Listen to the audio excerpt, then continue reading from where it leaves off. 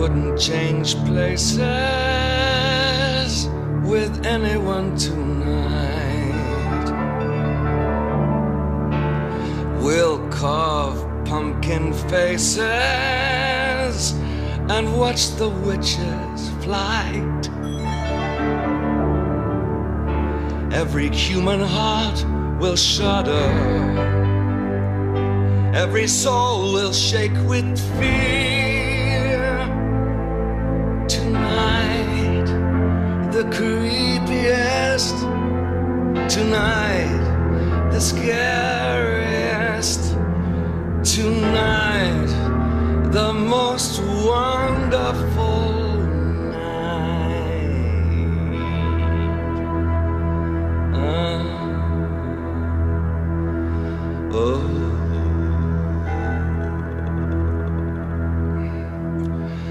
the year.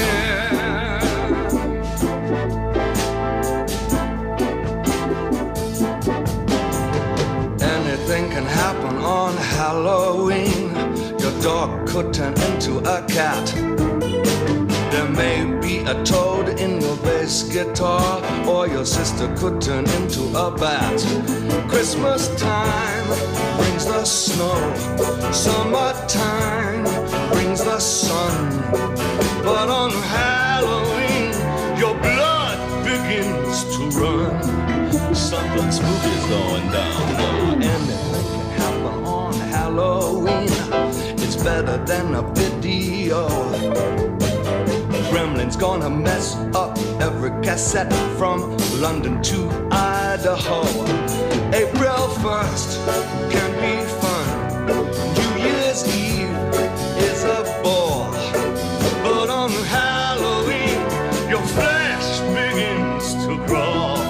Oh, I'm losing control. Anything can happen on Halloween. Your toenails grow long and your hair turns green. Your teacher could become a sardine. Your dentist could turn into a queen. Has anybody seen my tambourine? I may start playing big in the beginning. The craziest night you've ever seen. This hairy, scary, creepy, crawling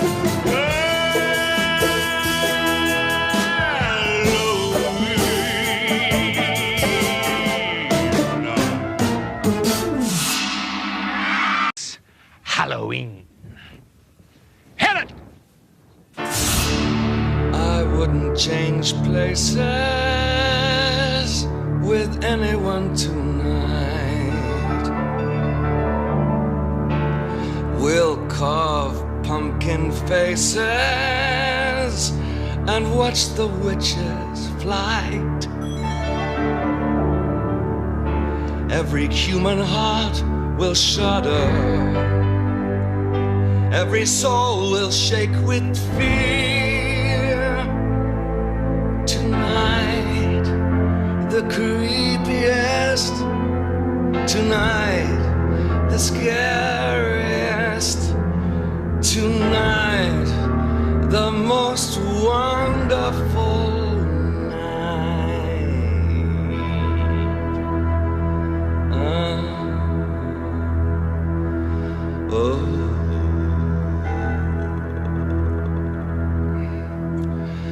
the year.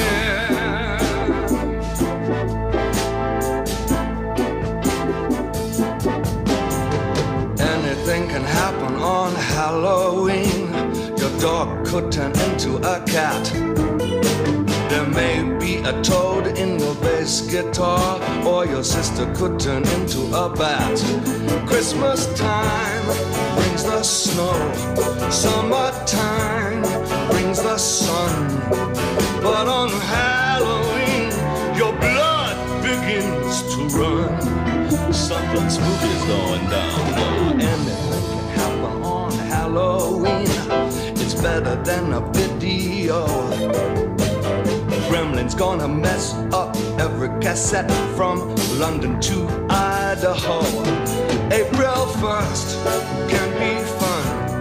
New Year's Eve is a bore. But on Halloween,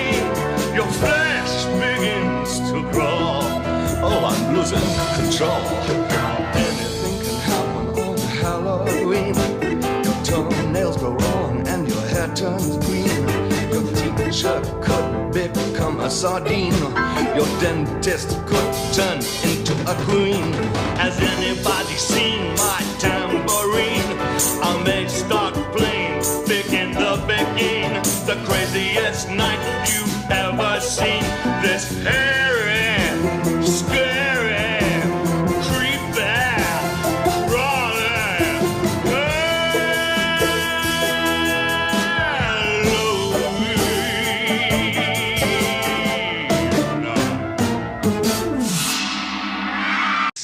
Halloween.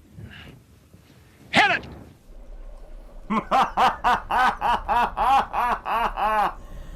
Come one, come all, you fiends, you wretches, you sons and daughters of the night. It's time for the SPOOKYCAST. I am your host, Super Insane. Pause for laughter.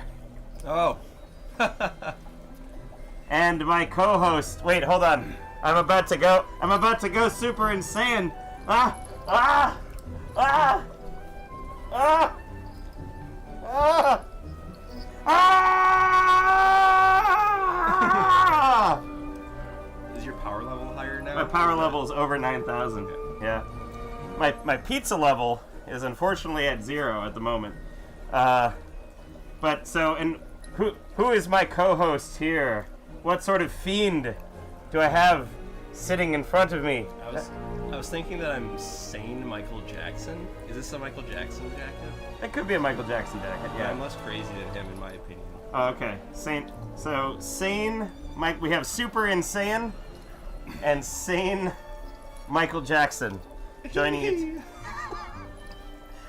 you tonight in this spookiest, scariest, most horrifying of TRIDENTCast SPOOKYCasts.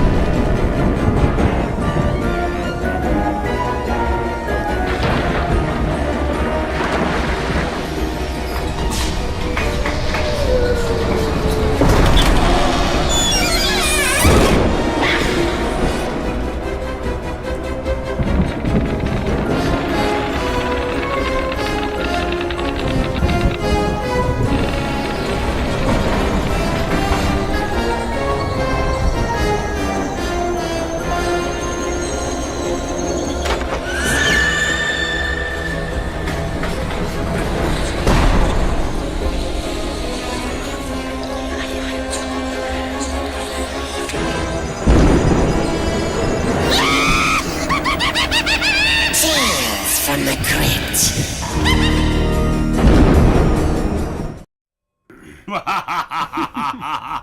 Wasn't that horrifying, terrifying, chilling, Look, we have a side camera, even. Tasteful side cam. Tasteful side cam. Nice. Go back.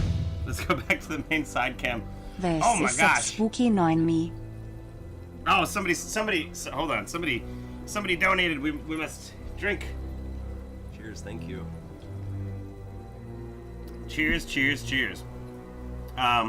So you might be watching this horrified, terrified out of your mind, gripping the sides of your seat. You paid for the whole seat, but you're only going to need the edge tonight here on the TRIDENTcast because we've finally done it.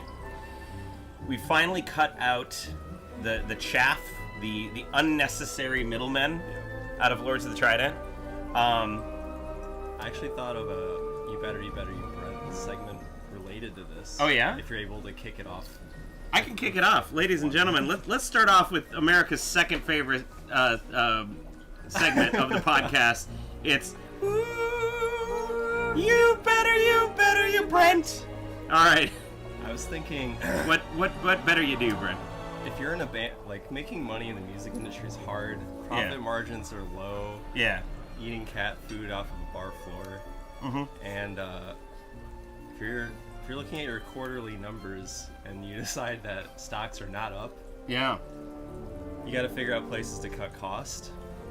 And so I would say, if you're gonna cut cost, you need to make sure that your band is a really good vocalist and bassist. Yeah. Everything else is just kind of extra, especially in metal. A lot of people look at metal and they say, what are the foundational members that you think of when you think of heavy metal? Ronnie James Dio, vocalist. Geezer Butler, bassist. That's all I can think of. That's the only. I mean, that's basically all I've got. Fretless bass. When Ponty? When are you doing fretless bass? Probably never, to be honest. Never. We got a lot of people joining us today for this horrifying spooky cast. We've got Johnny Earls, Truffle85. What's up, Truffle? Axel the Trickster, Painty Pants is here. Mini Metal on the Soldiers of Giants. Meat Canary, Pants Queen, of course, and Groot, and oh, there's just a lot of people. And the dry ice is really sputtering now. I bet that sounds great in the microphones. We have to end the segment. Oh yeah, okay. What? You better, you Brent. Wow, the dry ice just popped on that last note. That was planned. So you might be wondering, where the heck are the rest of the guys? I mean, obviously we just fired them from this spooky cast because they were too. And they weren't spooky enough. I mean, frankly, they were not terrifying.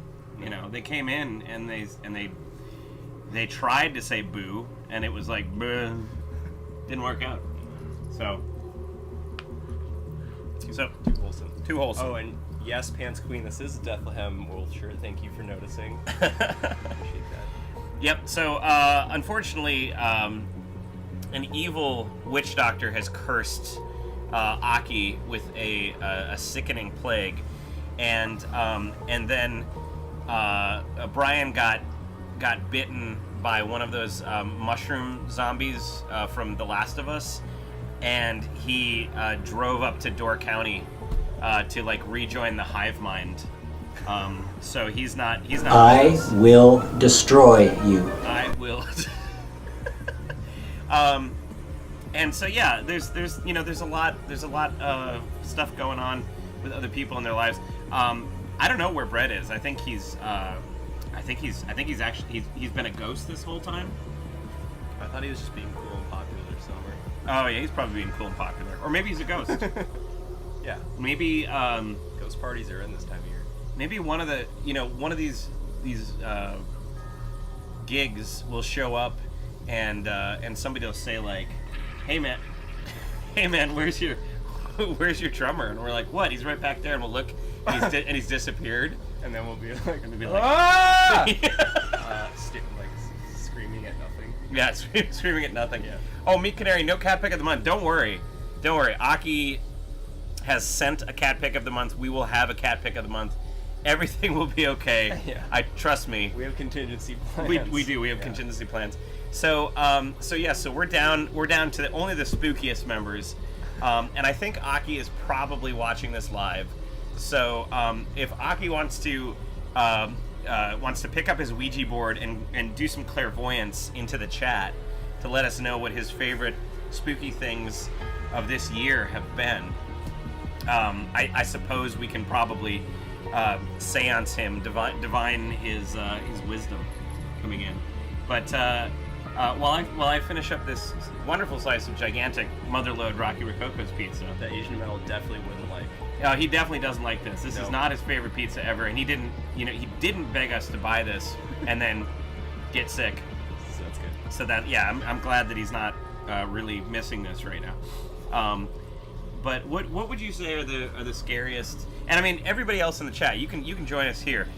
You can either join us in the main chat on YouTube and Twitch, or in the side chat over on the side cam. That's also on YouTube and Twitch, but you have to say like /sidecam to do it. What was your favorite spooky things, either games or movies or TV shows this year? So I'll let you start, Mr. Mortis. One of the scariest things about doing this podcast was the fact that I don't watch scary things. So I'm gonna need help from the chat, I think. But I did watch Prey, which is like a Predator in the Predator series. That's ostensibly scary, I suppose. Have you seen the original Predator? I just watched it for the first time like a month ago.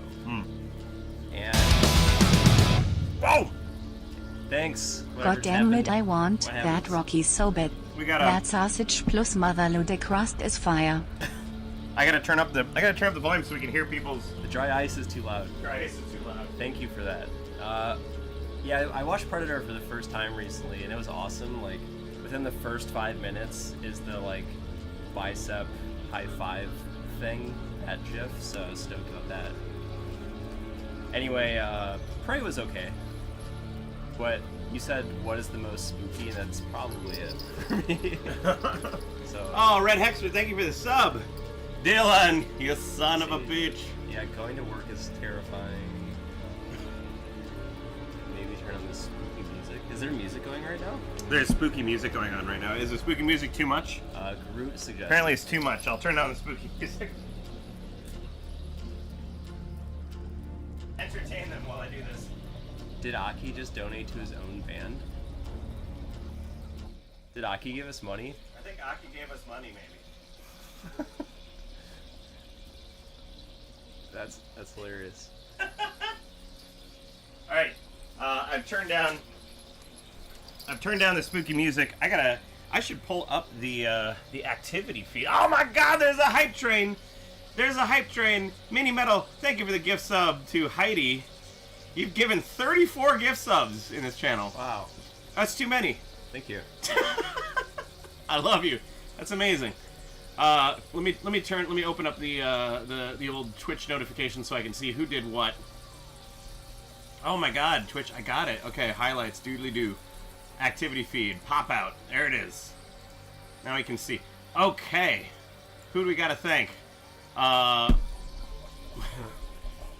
We got Pants Queen resubscribed, Alex Cruz resubscribed, Red Hexter, thank you for the sub. And then we had some donations, which I can't easily see right now, but I appreciate it. Thank you. Appreciate you. Appreciate you. Yep. All right, let me pull it. I'm gonna pull this up and do this. Call us up at Big Mike's. We'll send the car over to get you. We'll have a big-ass party. I care about you. I care about you. Big Mike also cares about you. I think you are oblivious to most of the inside jokes of the Redeem. It's like Big Mike wants to party. I know all the old ones, but I don't know Big Mike, honestly. Mm-hmm. Hey, Kilt Boy. Oh, Hey, thanks. oh, good boy. Thank you. Oh dang, me canary. Don't worry for your carelessness. There's knives everywhere. Oh my gosh, you guys! Thank you so much. Cheers. Thank you so much. Thank you. Well, why don't we circle back to the terror, to the horror? Why don't we talk about what's been going on with Lords of the Trident lately? Yeah. So we're going to Japan in like 4 weeks. Yeah. Yep.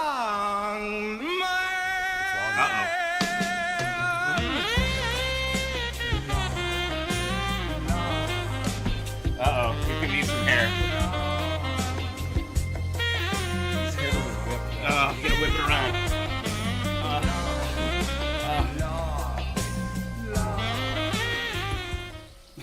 Thank you for that long man. So, Oh, man. yeah, Japan in 4 weeks. Oh, Pants Queen, thank you for the bits. Oh, Just says, Cheers. Cheers. Yeah, we're headed to Japan in 4 weeks. How do you feel about that? I'm nervous. There's a lot of logistics involved in flying across the country and doing stuff. Yeah. Whoa! I don't know any Japanese. What just happened? What just happened? Somebody did something. My stream bot is not working for some reason, so I think it's delayed, so we'll figure it out soon. yeah. Thank you in advance. Thank you. I don't know what happened. Fuck. So Japan is all the way on the other side of the country. Exactly. I know. I'm gonna move this down so I can see things better. So, yeah, I'm looking forward to having an interesting experience, but I'm scared because I know very little about Japan. I don't know any Japanese. What would you say? It should be interesting. What's the thing about Japan that you're like that you want to know the most? That you're like worried about going over there? Oh, that I'm worried about? Well, maybe I can alleviate some of your fears. How chill are people in Japan? Oh, reasonably chill. You get this thing that has been colloquially known as the gaijin smash. So like when you're a whitey over there and just walking around, or just like a non-Japanese person, just walking around, you can get away with a lot more. There's this cultural idea in Japan that like Japanese is the hardest language in the entire world to learn, which is, I mean, it's not 100% true, but it's like, it's up there, you know? Like Japanese, Chinese, and Russian for English speakers, easily the hardest languages to learn. So, they kind of like let you get away with a little bit more weird stuff over in Japan, if you are a non-Japanese speaker, and they also will like compliment you like crazy if you say like one word. So you could say like konnichiwa, and they'll be like, "Whoa, your Japanese is so good. It is a very, very good. Your how you learn the Japanese." Okay, that's good to know. How easily do you think I'll be able to get around and do things just knowing English? Like, how prevalent is English speaking there? Yeah, it's so everybody needs to learn English. Everybody takes English in like grade school, like we take Spanish, you know. So everybody kind of knows how to say like, you know, the library is blue, that is a black cat, you know. I would like, you know, like they know like very very basic shit, but they are also terrified to use English most of the time. Okay. The cool thing though is that in big cities at least, everything is big Japanese, little English. So you'd see like, you know, there'd be like the Tokyo subway line, and then underneath it in very small English it says Tokyo subway line. That does make me feel better.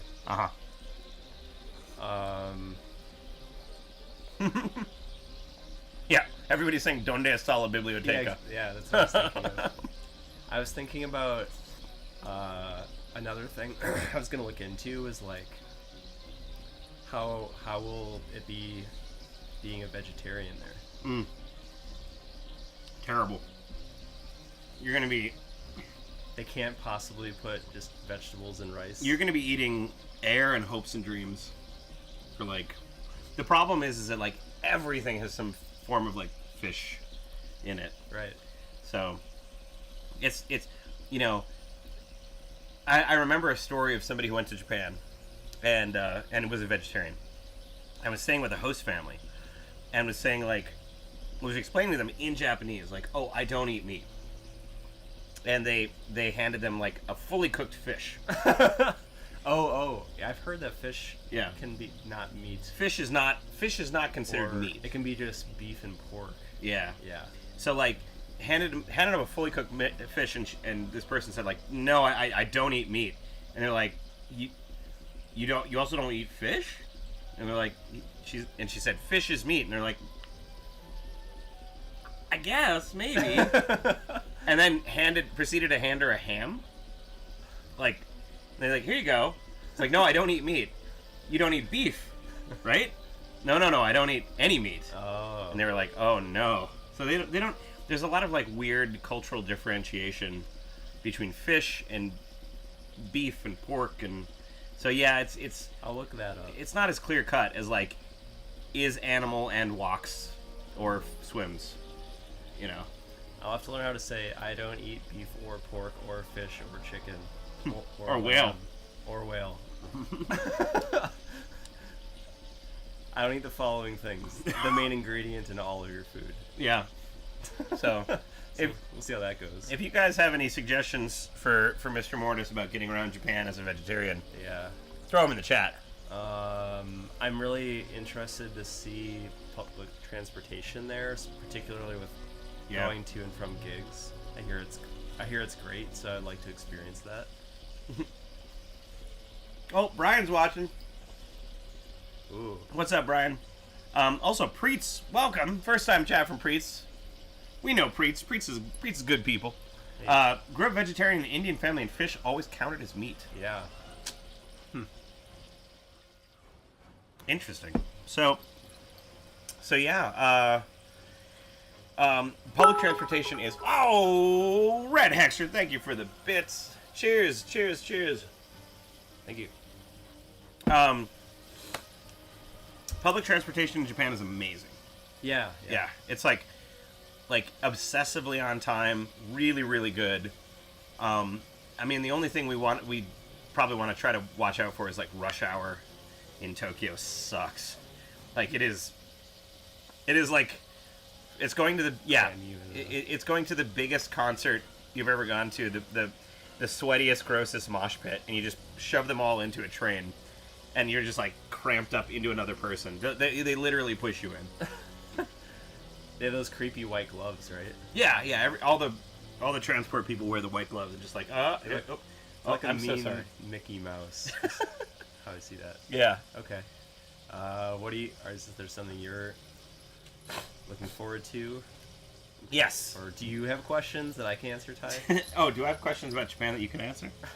Well, the number one thing that I'm looking forward to actually is I'm bringing people to. I'm gonna pull up a picture of this so y'all can see it. Bringing people to this thing. It's kind of out in the sticks. It's in Ibaraki, which is kind of like farmland territory, but that's where my host family lives. And it's the it's this Daibutsu, which means like big Buddha. I'm gonna pull this up. And like seeing this statue was one of like the foundational kind of like Japan memories for me. So I'm really excited to like bring people there, and I want to get a big picture of this. This is supposed to be like Small pictures of Big Buddha. small pictures of Big Buddha. This is supposed to be huge. Wait, I want the biggest picture you got. Give me the biggest picture you got, Google. Come on, what are you doing? Here, let me Hit the X to close this panel. yeah. And then there should Let me do the old filter. settings. Oh no, They changed everything. it's everything's changed now. It's terrible. Wow. Give me the big pictures. Damn it, Google. Dude, I'm out. Oh, there it is. There it that's is. what I was There it is. looking for. Tools, size, large. I should show the screen so that people can laugh at us while we flop around on the laptop. Here we go. Laptop screen share. All right. Hopefully we didn't lose the mics when I did this. Let me know. Let me know if you can't hear us anymore. Hopefully you can still hear us. All right. Here we go. Check this puppy out. Look at this accepting cookies website. So, Look at the size of that platform. whoa.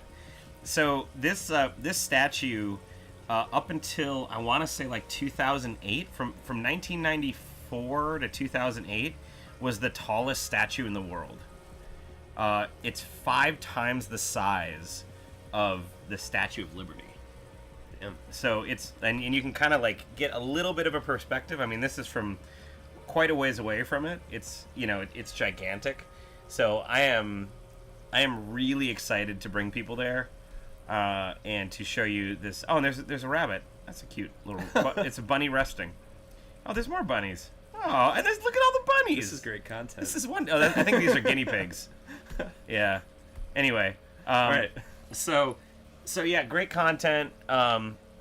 And you can actually go inside of it. You can go up to the you can look out of the eyes. You can see through the eyes of the Buddha. Okay. You can basically become enlightened. You know, that's. Is there an elevator, or do you have to walk up? There is an elevator. Thank God. Like you wouldn't want to walk up that. Like that'd be crazy. But yes, I'm excited to bring people there. We're scheduling that as a stop for those of you who are going with us. By the way, because there's like we actually have a group of about like 15 people coming along with us. There's like 20 total, which is great because like if we have a show that no one shows up to, at least we got 15 people there. You know, so that's like that's like Toledo on a Tuesday. I mean, that's pretty good, you know. And I mean, like they're trapped. This could be their 10th time seeing Lords of the Trident in a 10-day period, and they have to be like,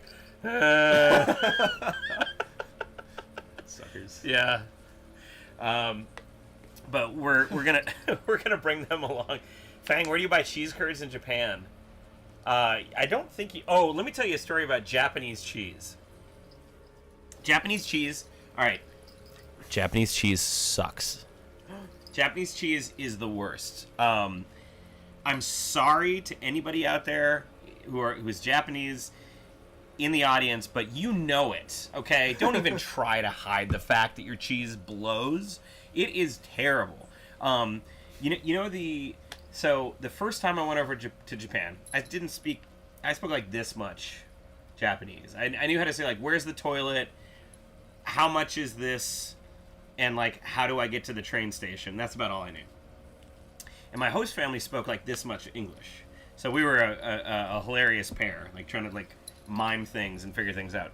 And I was like, one of the things we were encouraged to do during our homestay visit was to cook for our Japanese host family, right? And like cook an American dish. You know, I'm like 15. You know, I'm not like Gordon Ramsay here. Like I'm basically like, I could cook you some cheesy eggs. You know, make some scrambled eggs, throw some cheese in it. You know, I was gonna guess grilled cheese sandwich, but they have eggs. I was more of a I was and still am more of a breakfast guy. You know, so I asked him. I said, can we get eggs and cheese and I think toast. You know, they lived right next to a grocery store. We went over to the grocery store, walked over there, and their cheese section was all like tiny, like individually foil wrapped like soft cheeses, like those little like artisan brie doodads. That's all they had. They didn't have block cheese. They didn't have shredded cheese. They didn't have anything. So I tried to make cheesy eggs with like artisan soft cheeses that you had to like unfoil wrap one by one. Needless to say, it didn't go very well. Oof. I also tried to make I can't remember some like spaghetti and with a meat sauce and like garlic bread for dinner. And I remember my host dad like being very perplexed at the fact that we would add garlic bread to spaghetti. He was like spaghetti bread. Spaghetti bread. More bread. Double bread. You have a two bread. Two bread. I was like, yeah, that's America. Two bread. Two bread. A two bread country. It's like carbs and carbs, yeah. That's funny. So yeah. That I'm excited. I'm excited for people to meet my host family, and they're gonna come along and like hang with us at the Big Buddha. We saw that guy in Germany. That was we like did. Your host dad. Yeah. He was a very funny guy, and I didn't say a single word to each other. But I just watched. He was very like animated. Yeah. He made a lot of silly faces, and he seemed like a good guy. Yeah, he's I somehow like stumbled into the perfect host family for me, like the silly animated, dumb joke host family. Nice. At least my host dad was my host brother was like, he was younger, he was like 10 and I was 15, and he was kind of like, he's kind of like too cool for school. You know, he's like, yeah, whatever, man. He runs a like a collectible card shop now, which I want to go see. So Sweet. And my host mom, like, works with the mayor. She's like one of the I don't even know what it's called, but you know, it's like some sort of like city council person who. I'm gonna say the word comptroller because I could Comptroller. never remember what it meant, but it's fun to say. Yeah. Definitely a comptroller. She's 100% comptroller. So yeah, 100% comptroll. We comptrolling. But yeah, we're doing that. We're hitting up. We got two. So right now we got 2 dates in Tokyo. We got 1 date in Ibaraki. We got a date in Nagoya. We got 2 dates in Kobe. We're waiting on the rest of them to come in.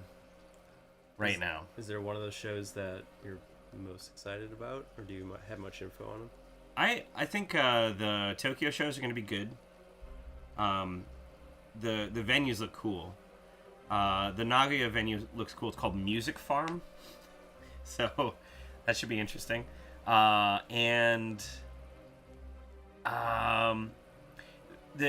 one of the Kobe shows. So like the deal was, for those of you who haven't been following the saga.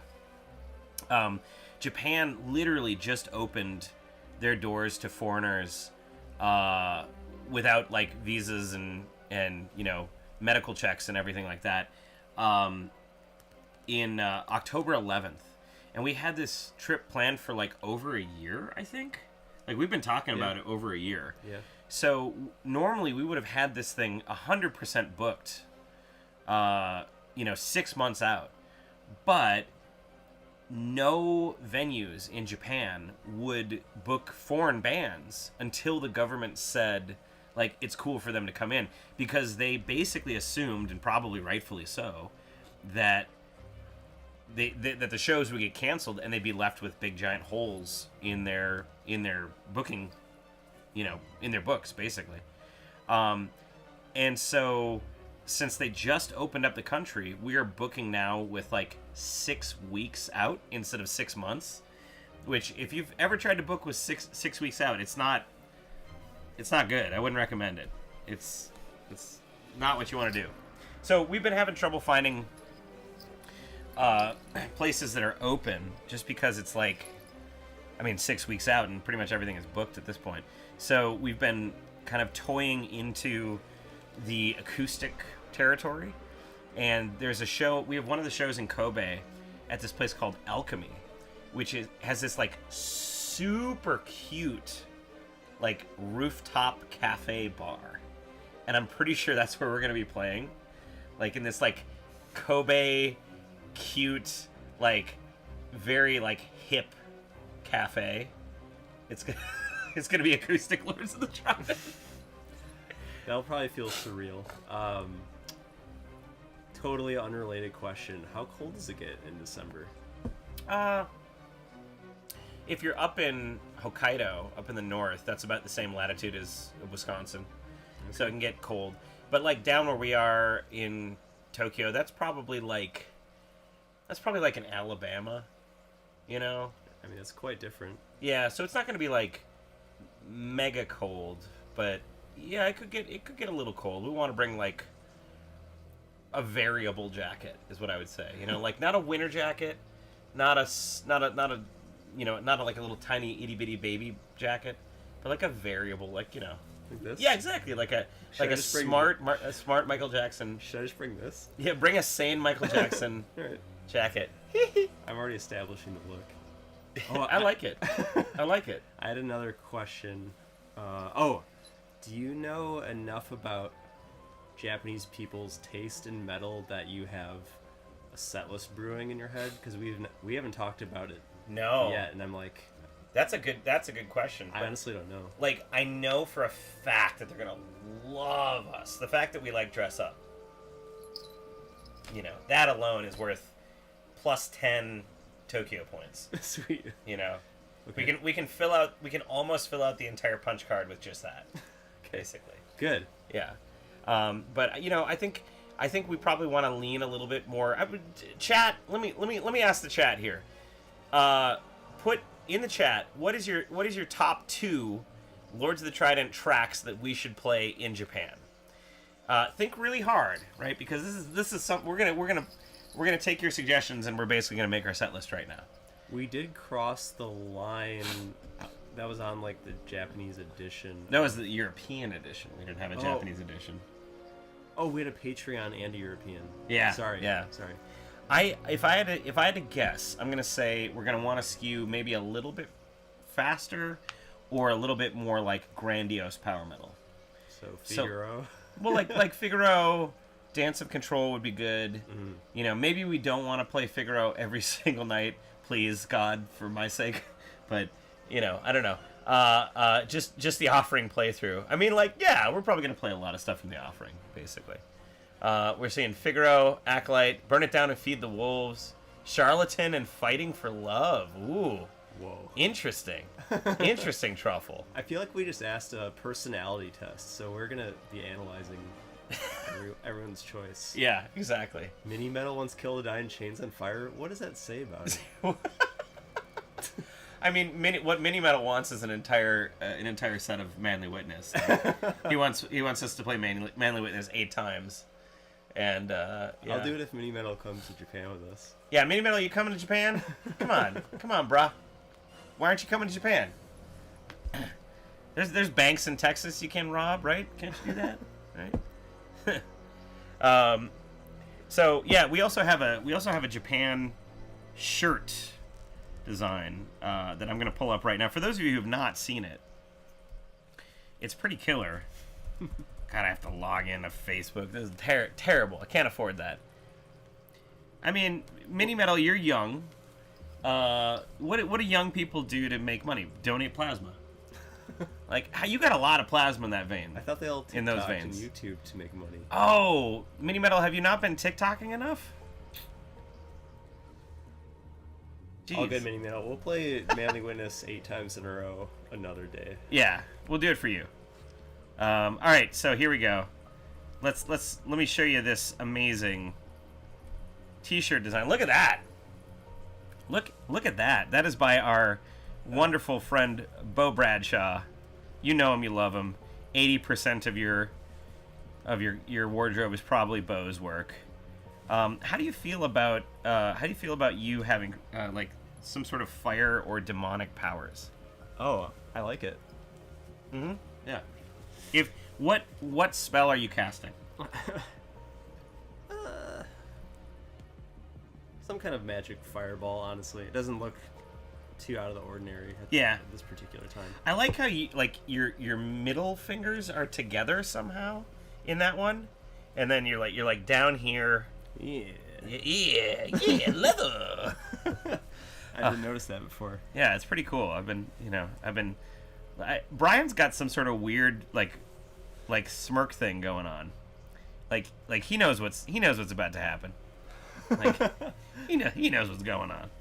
But yeah, this is going to be our Japan tour shirt. We're gonna print two different versions of this. Go back to the main cam here. We're gonna print two different versions of this. And chat, let me know what you think about this. This is my current thought process. In Japan, the shirts that we get in Japan are gonna have English on the back of them, right? In terms of like, the date and the venue and the city and all that sort of stuff. Because English is way cooler over in Japan.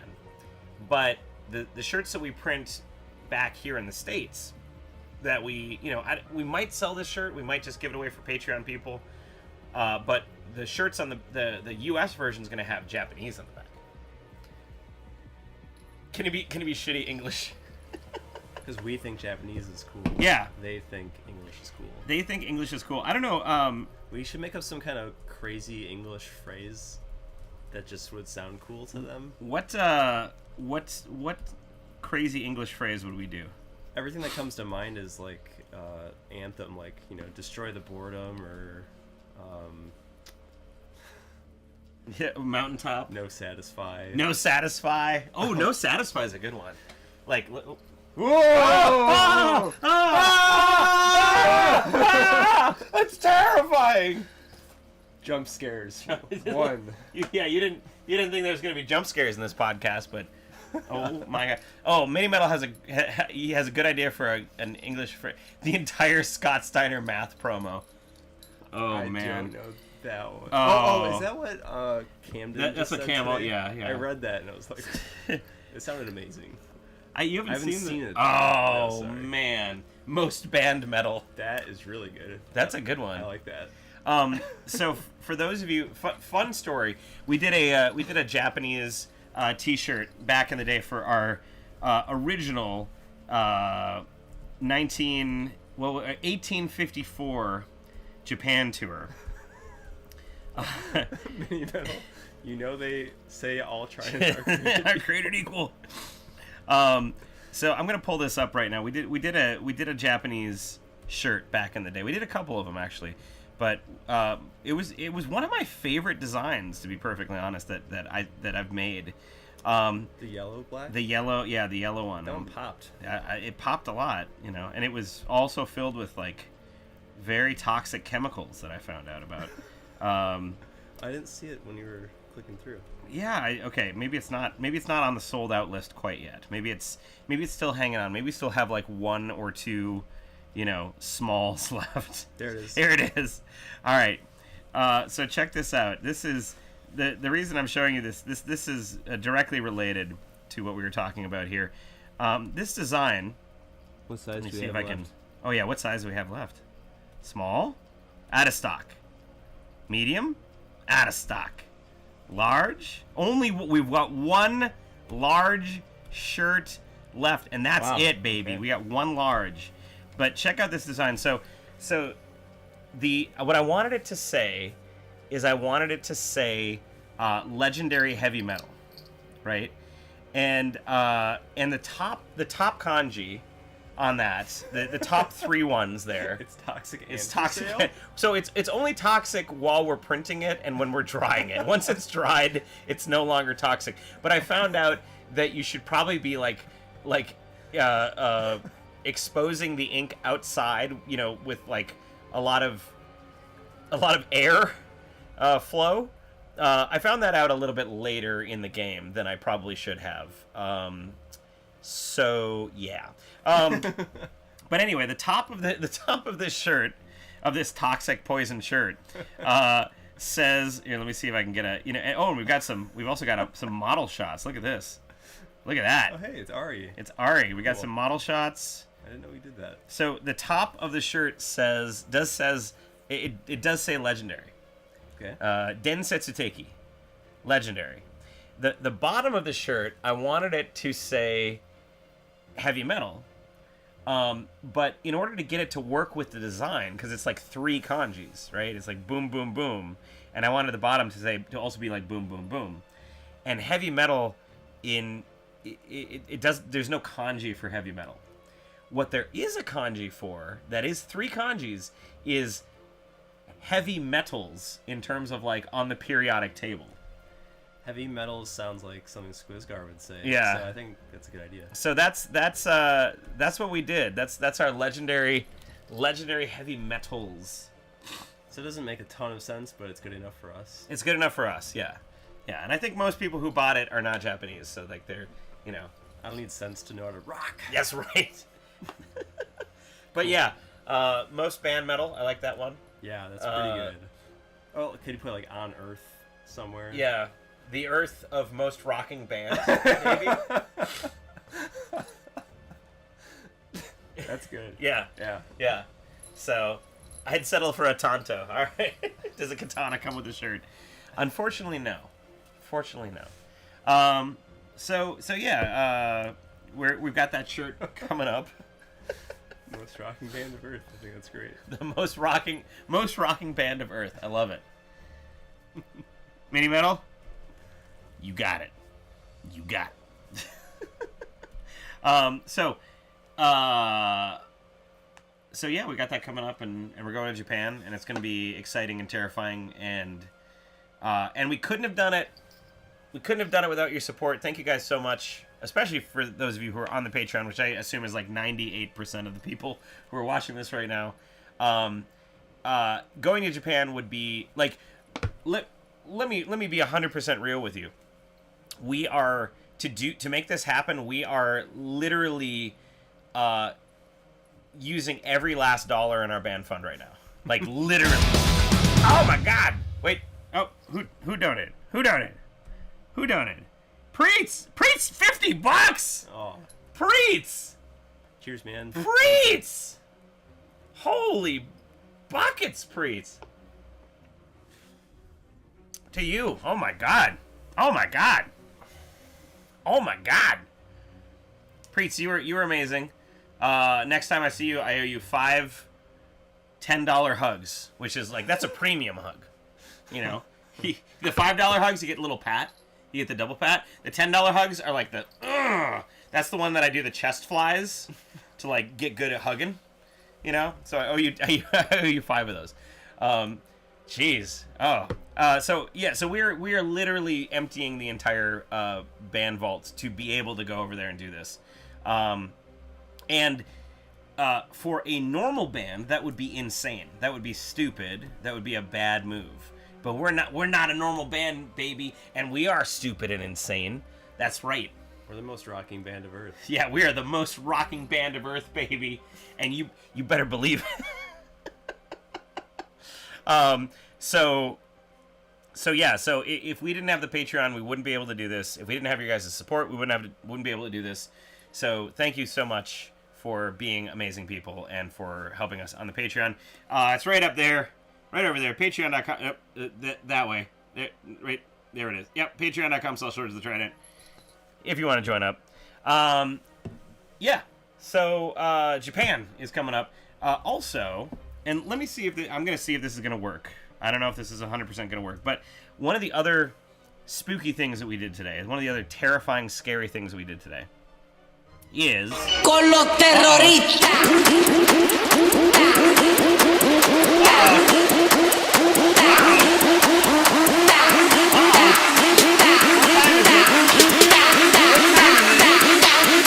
The Harlem Shake.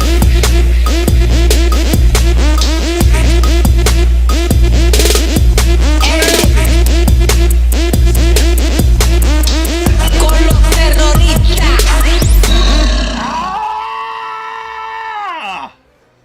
I've gone Super Saiyan. Thanks, Pants Queen. Thanks, Pants Queen. Pants Queen is always dead on with those Harlem Shakes. Mm-hmm. Always. Mm-hmm. Yeah. One of the other things we did today was we dropped a video with Claymore. Let me see if it's in my history. Oh yeah. Where Brian, yes it is. It's the first thing in my history, baby. Hell yeah. Where Brian, the man, the myth, the legend, the Baron himself, did an amazing cover of Wicked Child with Claymore. A lot of shreddy doodads, a lot of doodly doos. I'm gonna see if this actually. Let me see if this actually works. So theoretically, I should be able to press this button, and you guys should be hearing the sound from the computer. I'm gonna double check it. I'm gonna play this video, and you're gonna watch. You're gonna watch, and you're gonna see if it works. And if it doesn't work, I want you to light up the. Ladies and gentlemen, we almost have cat and chat. But so I want you to light up the chat. If this does not work, if you do not hear anything, here it goes.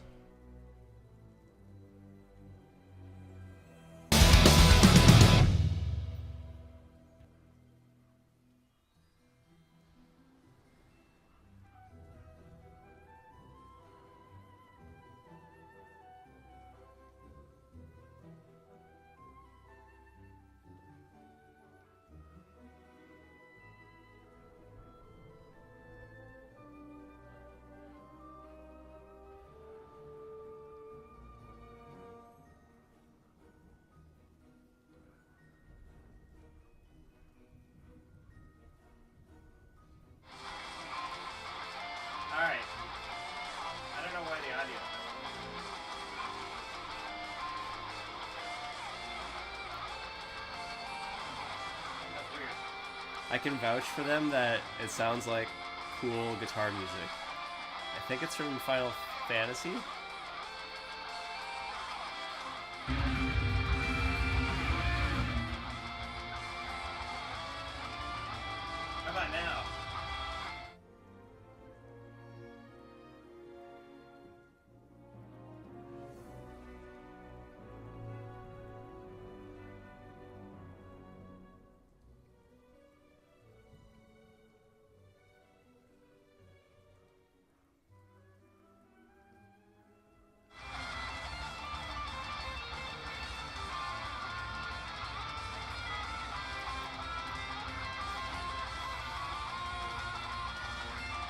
You guys know what Baron shredding his ass off sounds like, right? Picture that. It's awesome.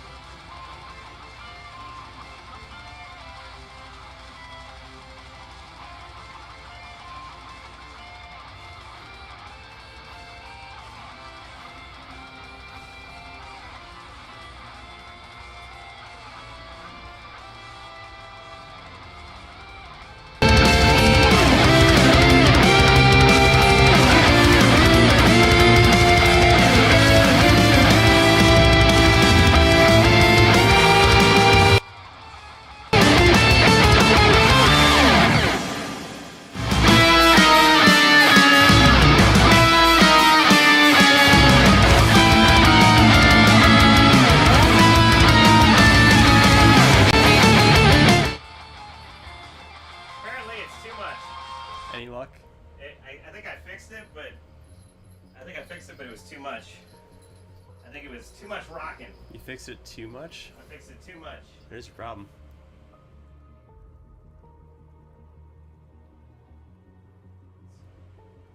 Too much rocking. Okay. Copy.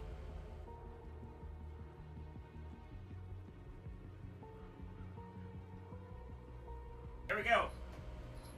All right. Everything's fixed. And I've gone computer Super Saiyan. All right. All right. Now we're back. Let's talk about Chicago, Grand Rapids, and Toronto. Toronto's a word that's new to me, but well, I remember I learned it on this trip. Yeah, the locals call it Toronto or Toronto. Yeah. They say, but they don't say Toronto. They just say Toronto. That's all it is. Then, yeah. That was a good mini tour, though. We, I don't remember the last time we did a 3 or 4 show weekend. It had been a while. It's been a while, yeah. So, It's been a while since we've done a mini tour. I don't know, for a lot of reasons. It's like COVID and that's about it, really. Yeah. Fuck. Okay. Well, we did three shows weekend, and it was Thursday, Friday, Saturday. Yeah. In that order: Chicago, Grand Rapids, and Toronto. And they were all like, I don't know. Each had its own flavor of show that was fun. Toronto was like the biggest and had a sweet venue, and we played at the Crimson Shadows, which was awesome. And Villain and Ammo were also awesome. Yeah. It's like a big show, and like people are moshing. So like that's definitely a good vibe. I think the funniest one, in like a great rock and roll way, was Villain. I loved Villain, honestly. I had a fucking great time watching them. They were a wonderful band. I just thought like their business approach was so trad metal that it was like it was wrong, but it was right for trad metal. I remember them being up there and like looking like they were sweating PBR. Yeah. And which is what you want for trad metal. Yeah. Yeah. But then they were like, we don't got any merch, but we like beer. It's like, okay. That's great. All right. If you don't, that's cool. As much as I don't want to be in that situation, I love that it's like a sweet rock and roll vibe that I like. Yeah. And I was particularly impressed by, it was a 3-piece band, and their drummer also sang, and he did like the Tommy Lee style of drumming. But then what's the Tommy Lee style of drumming? From like Motley Crue. It's the drummer of Friedman was that. like super animated. Oh, stick like tricks. just Do you remember everywhere. that guy? Yeah. That's like the Tommy Lee style. I see. It's like super fun to watch, but you have to be good at drumming to do it. And his backup vocals were incredible. Yeah, he was a good singer for being a drummer at the same time. Yeah. I'm always, anybody who has to sing like this, like, man, I gotta give him props. But yeah, he was really good. He had a couple lines where he was like the lead singer for a part, and I was like, that sounded like lead singer material from a drummer. Yep. So sweet. Oh, Okay. ladies and gentlemen, we have Kat in chat. Michi is here, and she's ready to party. She's ready to be a Halloween cat. This is her favorite time of the year because she gets to be the star of the show. Oh, it's Michi treat time. I gotta grab some treats. Hold on. I'll keep her busy. Yeah, keep her busy. Don't let her know. All right, Michi, we got it. We got treats. We got treats. Oh, we got so many treats. Okay, Michi. All right, here we go. High five. High five. Michi, high five. Good girl. There we go. I wonder if the side cam would be better for the high fives. Let's take it. Let's try this out. Let's see what shows the cat in a better light. She's kind of obscured from the microphone. She's but kind of black on black. She's black on black. Maybe if I do this, you can see. Kind of see it. That's all right. That's all right. All right, we got one more. I'm gonna go back to the main camera. We got one more. Oh, we got 5. Michi, get it. Get it. Get it. Yeah, get it. Yeah, here you go. Get it. She's like, no, I don't wanna. Michi. Get it. Get it. Good girl. Chicago was great. We played with Shield of Wings, who's hadn't played live in like 7 years, and they did very well. And the if you guys remember Aether Realm at Mad with Power, they had a guest vocalist do some growls for like one song. She was in that band, playing keyboard and vocals. Yeah. So that was like a funny connection, but they were really solid. And who was Oh! Give the cat a damn beer. Holy Oh. shit! Night of the Round. Get the Oh. cat. Holy shit! $60. Oh my god! Cheers. Thank Jesus! Thank you so much. Oh my god! I need to go get another beer. Mm-hmm. All right, you go get another beer, It was Night of the Round was the other band. and I will continue telling the stories. It was a dark and spooky night when Brent left the couch, and we played in Chicago, and Night of the Round slayed and was amazing. And then we went to Grand Rapids, the grandest of the cities in that were next to Rapids in Michigan. Hey, can you grab me another beer too? Oh, there's a saying for that. It goes like this. I hear a beer. Try to say it in one syllable. Oh, one syllable. Yeah. Arr! Alright. Is that good? Is that good? Tanya and Mandalore, give the cat a beer. I will, if she comes back, I'll give her a beer. Thank you so much for that. Holy shit, you guys. You guys are amazing. Let me pull up my phone so I can thank the people that I missed, because you guys are nuts. You guys are nuts. All right, we got Preets. Thank you, Preets. You're amazing. Emily got the Japan tour shirt. Oh, someone bought it? The toxic shirt. David Mees, thank you so much. $25. Oh my gosh. Aki did give $5 hilariously. That's adorable. And Mini Metal with the $20. You guys.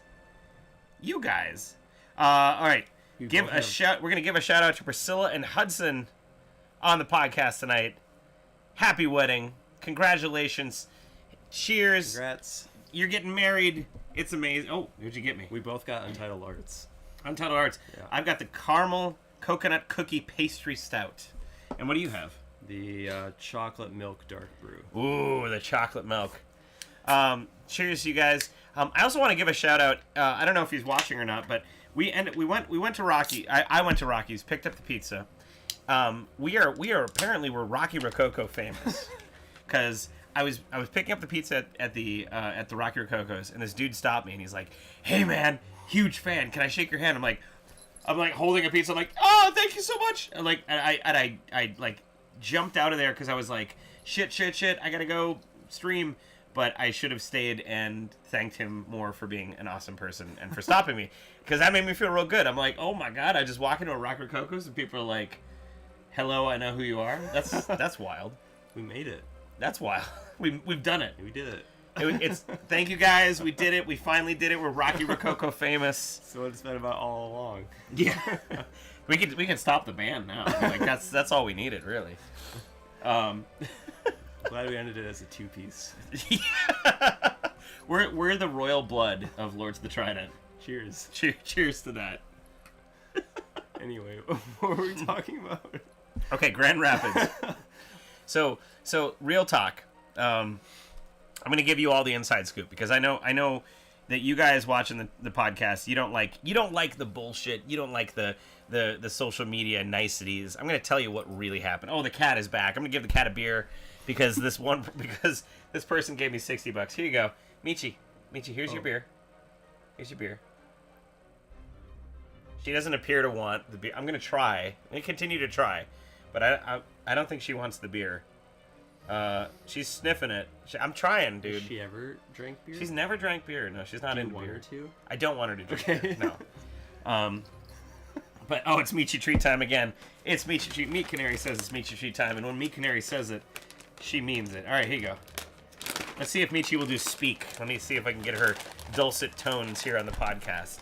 Can I move this closer? Yeah, you can. All right. Ready, Meech? Here you go. Meechy, speak. Good girl. Oh, there we go. Hopefully that came through loud and clear. I think that did. I think that was excellent. Oh, we got another Meechy treat. All right, we got another one. So here's the real scoop. We went to Grand Rapids specifically so that we could spend some time with our good friend who we haven't seen probably in like a couple years. Doug. He's one of the OG super fans. Doug keeps it real. Doug James is actually like one of the guys who inspired us to start a Patreon, because every month he would just buy like $90 worth of CDs and shirts, and he'd walk down to his local CD shop, his local record shop, and he'd just hand them to people who came through the door. Like, that's insane. I think when you told us about it, I didn't like believe it almost. I was like, I would never imagine anyone would do that, just out of the kindness of their heart. I know. So yeah, it was pretty amazing. He like foisted a Patreon style model on us. Yeah, he did. Yeah. Oh, I missed Goat Sauce and Larry and Annie for the donations. Thank you guys so much. And Eternus. Cheers. And oh my gosh, you guys are amazing. Yeah, thanks so much. I'm sorry I missed you. Streambot is just being mean right now. Let me see if I can re-enable Streambot. But anyway, so we literally went to Grand Rapids just to stay with him, and we were not expecting much out of the Grand Rapids show. Like, we were just kind of like, this is going to be a show. We know Chicago's going to rule. We know Toronto's going to rule. Unsure about Grand Rapids. We're just gonna we're gonna show up and we're gonna see what happens, essentially. And so we had very, very, very low expectations. But I mean, it was a ton of fun. It was great. Yeah. It was an unconventional venue in that it was like a third restaurant, a third bar, a third stage kind of place. Like, yeah. I couldn't decide what it wanted to be completely, but like there were a decent amount of people, and I remember a few of them doing like awesome metalcore dances, like very emphatically in the front. That made me smile. The other bands were pretty good too. Dead Helmsman was one of them. They had a bagpipe. They did. Yep. He was good at it too. Yeah. And then He Who Dwells was the last band, and they were good. Yeah. Yeah. They're like a metalcore style band. Yep.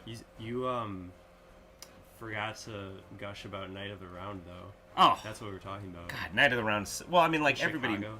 everybody knows they're so good. They slayed at Mad with Power 2 years ago. Yeah, They I didn't know anything about them, and they blew our minds. they're too good. They're just And then they make me angry because I love them so much. I don't even know Final Fantasy music, dude. They're just an incredible musicians to watch play, and they're just incredibly good instrumental metal. Yeah, they're Oh man, so it was fun to play with them again. yeah. They're super nice too. We got a question from Solid Fox. How did the idea for the offering story come about? That's a bit of a long topic, but the shortened version of it is that it was not originally. We didn't set out to make a concept record originally because Aki actually does not like concept records, and I had made like a little 2-song arc out of this idea that I had, bouncing around in my brain about this like guy, this like guardian guy. And I just had so much fun making those 2 songs that I just kind of kept expanding the story. And I'm like, oh, I'll make it a 3-song thing. I guess I'll make it a 4-song thing. Maybe it'll be a half an album thing. Shit. Now it's a fuck. Now it's a full album thing. Shit. So, there's a lot of like stuff that's happened between, like 2018 and 2022 that's kind of went into it. A lot of like zeitgeist kind of stuff, like weird musings on like how do you fight fascism, like, and how do you think about like how what do you do when you think you know what the right thing to do is and you wish that you could just like enforce that upon people and make people behave, but then aren't you also being just as bad as the people who you're fighting against, and I don't know, there's a lot that goes into it. I can talk more on it at a different time. It may derail the TRIDENTcast tonight, but shit, now it's a fuck tie 2022. We need a quotes generator. I do think I have Cloudbot working again, but you know what we need right now, because we've almost we're going to talk about Toronto more, but before that, rip in peace, Aki Shimada, 2022. We will never forget you. Let's go to the number 1 podcast segment, always requested, never dejected. Ladies and gentlemen, Aki's cat picture of the month. And Aki has sent along a number of cat pictures. Apparently, could not. He also sent notes. He sent notes for me to go over. So I'm going to pull up the notes on my phone, just so that I have the notes here. Okay.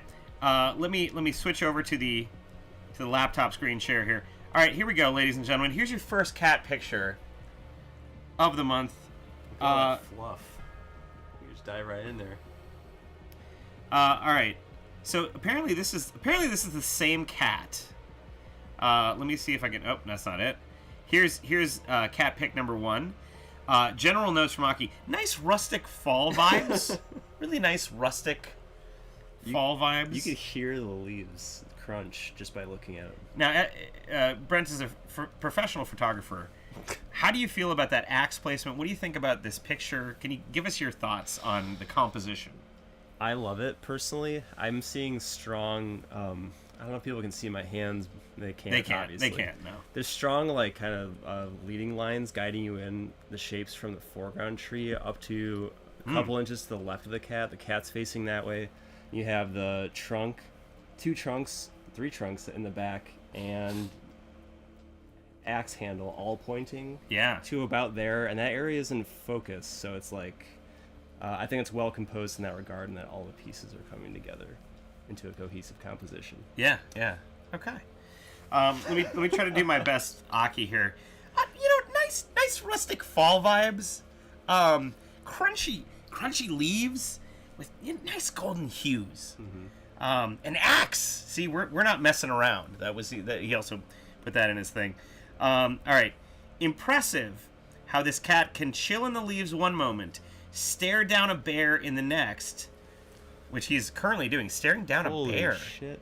That's a black bear. That is a black bear. Dang. but also knows how to relax and chill after a long day.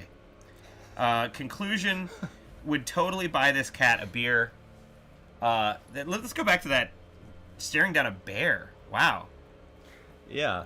I mean that is a black bear, and they do frighten easily. They're not usually the bear that would maul you. Right. You know. Well, we're talking from a human perspective. I'm curious, like a bear might want to eat a cat. Oh yeah. That's my guess. Oh yeah. So does Aki say, like, did he do any research on this photo, and does he know what happened? He only sent me bullet points, so I guess he doesn't know.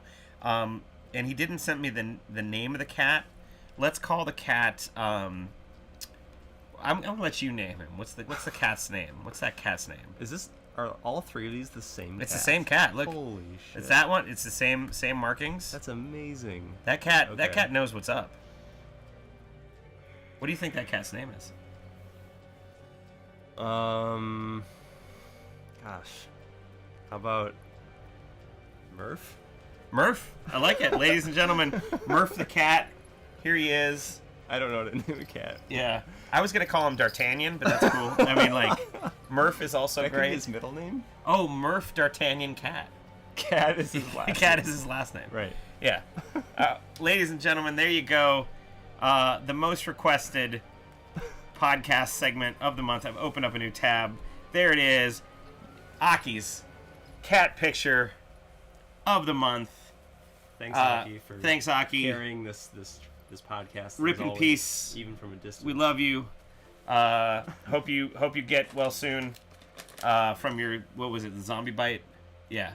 Yeah, zombie bite. Get well soon. Don't tell Psycho Stick that we named a cat Murph.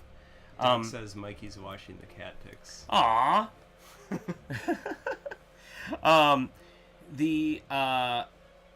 So anyway, yeah. So Doug probably heard us just gushing about how awesome he is. So anyway, if you're watching on YouTube, do @DougJames and say like, "Yo, you're awesome." And if you're watching on Twitch, you can do that too, but it probably won't reach him. But we'd be remiss to not also mention hanging out with Scott again. Oh yeah, we got to hang out with our Canadian friends who are also Scoots awesome. Magoots. Yeah. The amazing we should go back to Toronto. So, we should tell the story about the guns. Yeah. Okay, so this is great. I was saying this for like a couple of weeks afterwards. The whole trip, the timing of the whole trip necessitated the fact that we did not get stopped at the border either way, going into Canada or coming out of Canada. In order to make our times, in order to get where we needed to get and get to load in and do everything on time, we could not be stopped or searched or have any delays at the border whatsoever. Now, I've gone over the Canadian border a number of times with no issue. I know how to play it cool, like, yo, what's up? Yeah, I'm from Wisconsin. I'm basically Canadian. I'm nice. Let me on in. It's cool. I'm cool. You can let me in. Yeah, yo, what's up, border guard? I'm cool. So we roll up to the border, and I have all the passports ready to go, and I hand him all the passports, and it's this like, kind of younger guy, and very like no nonsense, very like very just playing it very like stern. Sunglasses, yeah.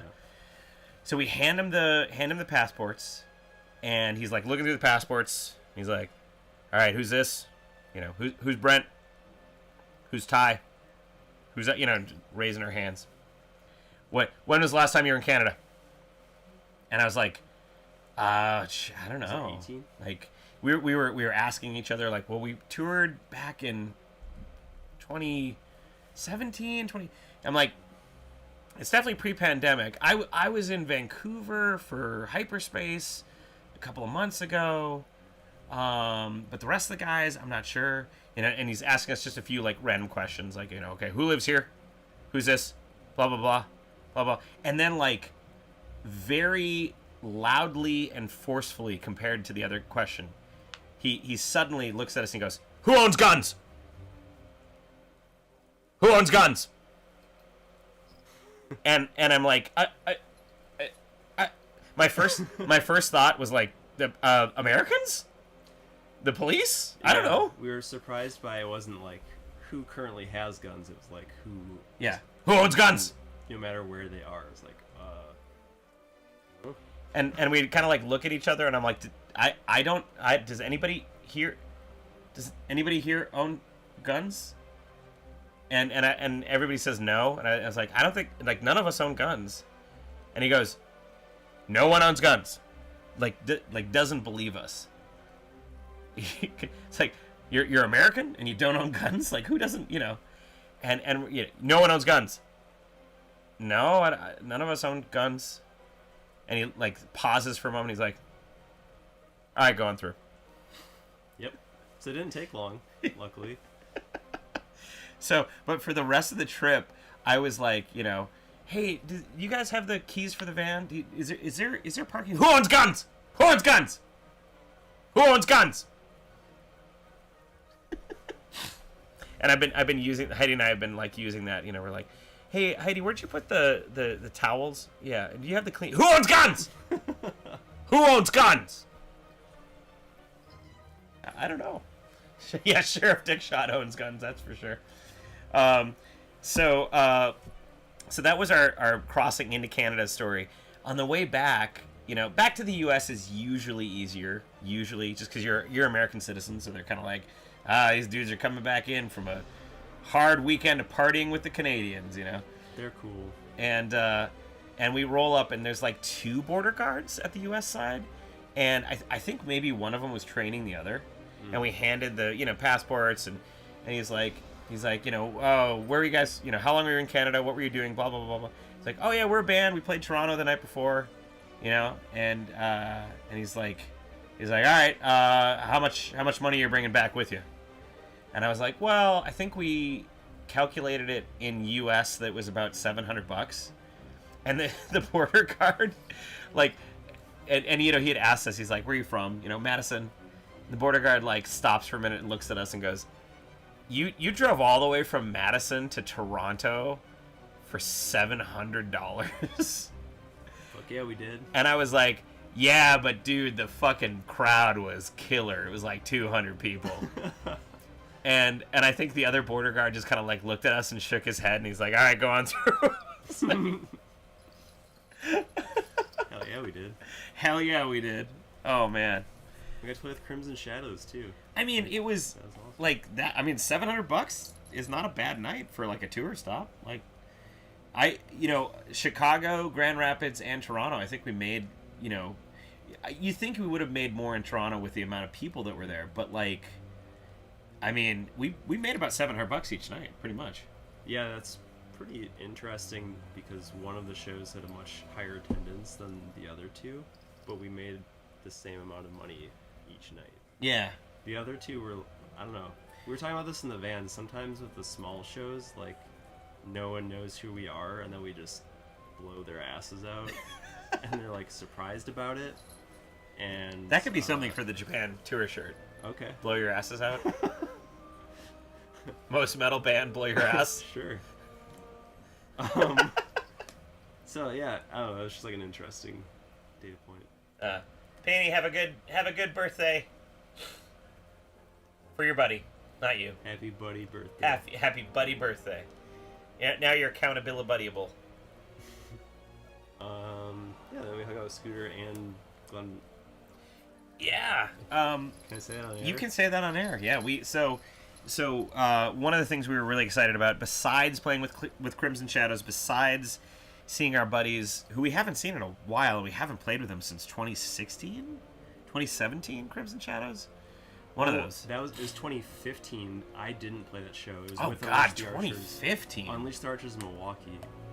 Yeah. But I remember specifically I couldn't play that show because it was Yeah. it was an awesome show.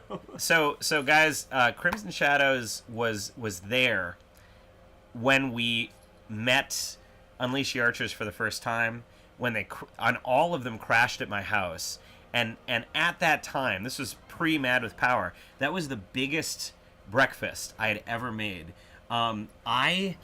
So here's the real story. I don't think Crimson Shadows knows this, but I was back in 2015. We were in the back room of the Metal Grill which is this tiny venue in Milwaukee, and this is before Apex.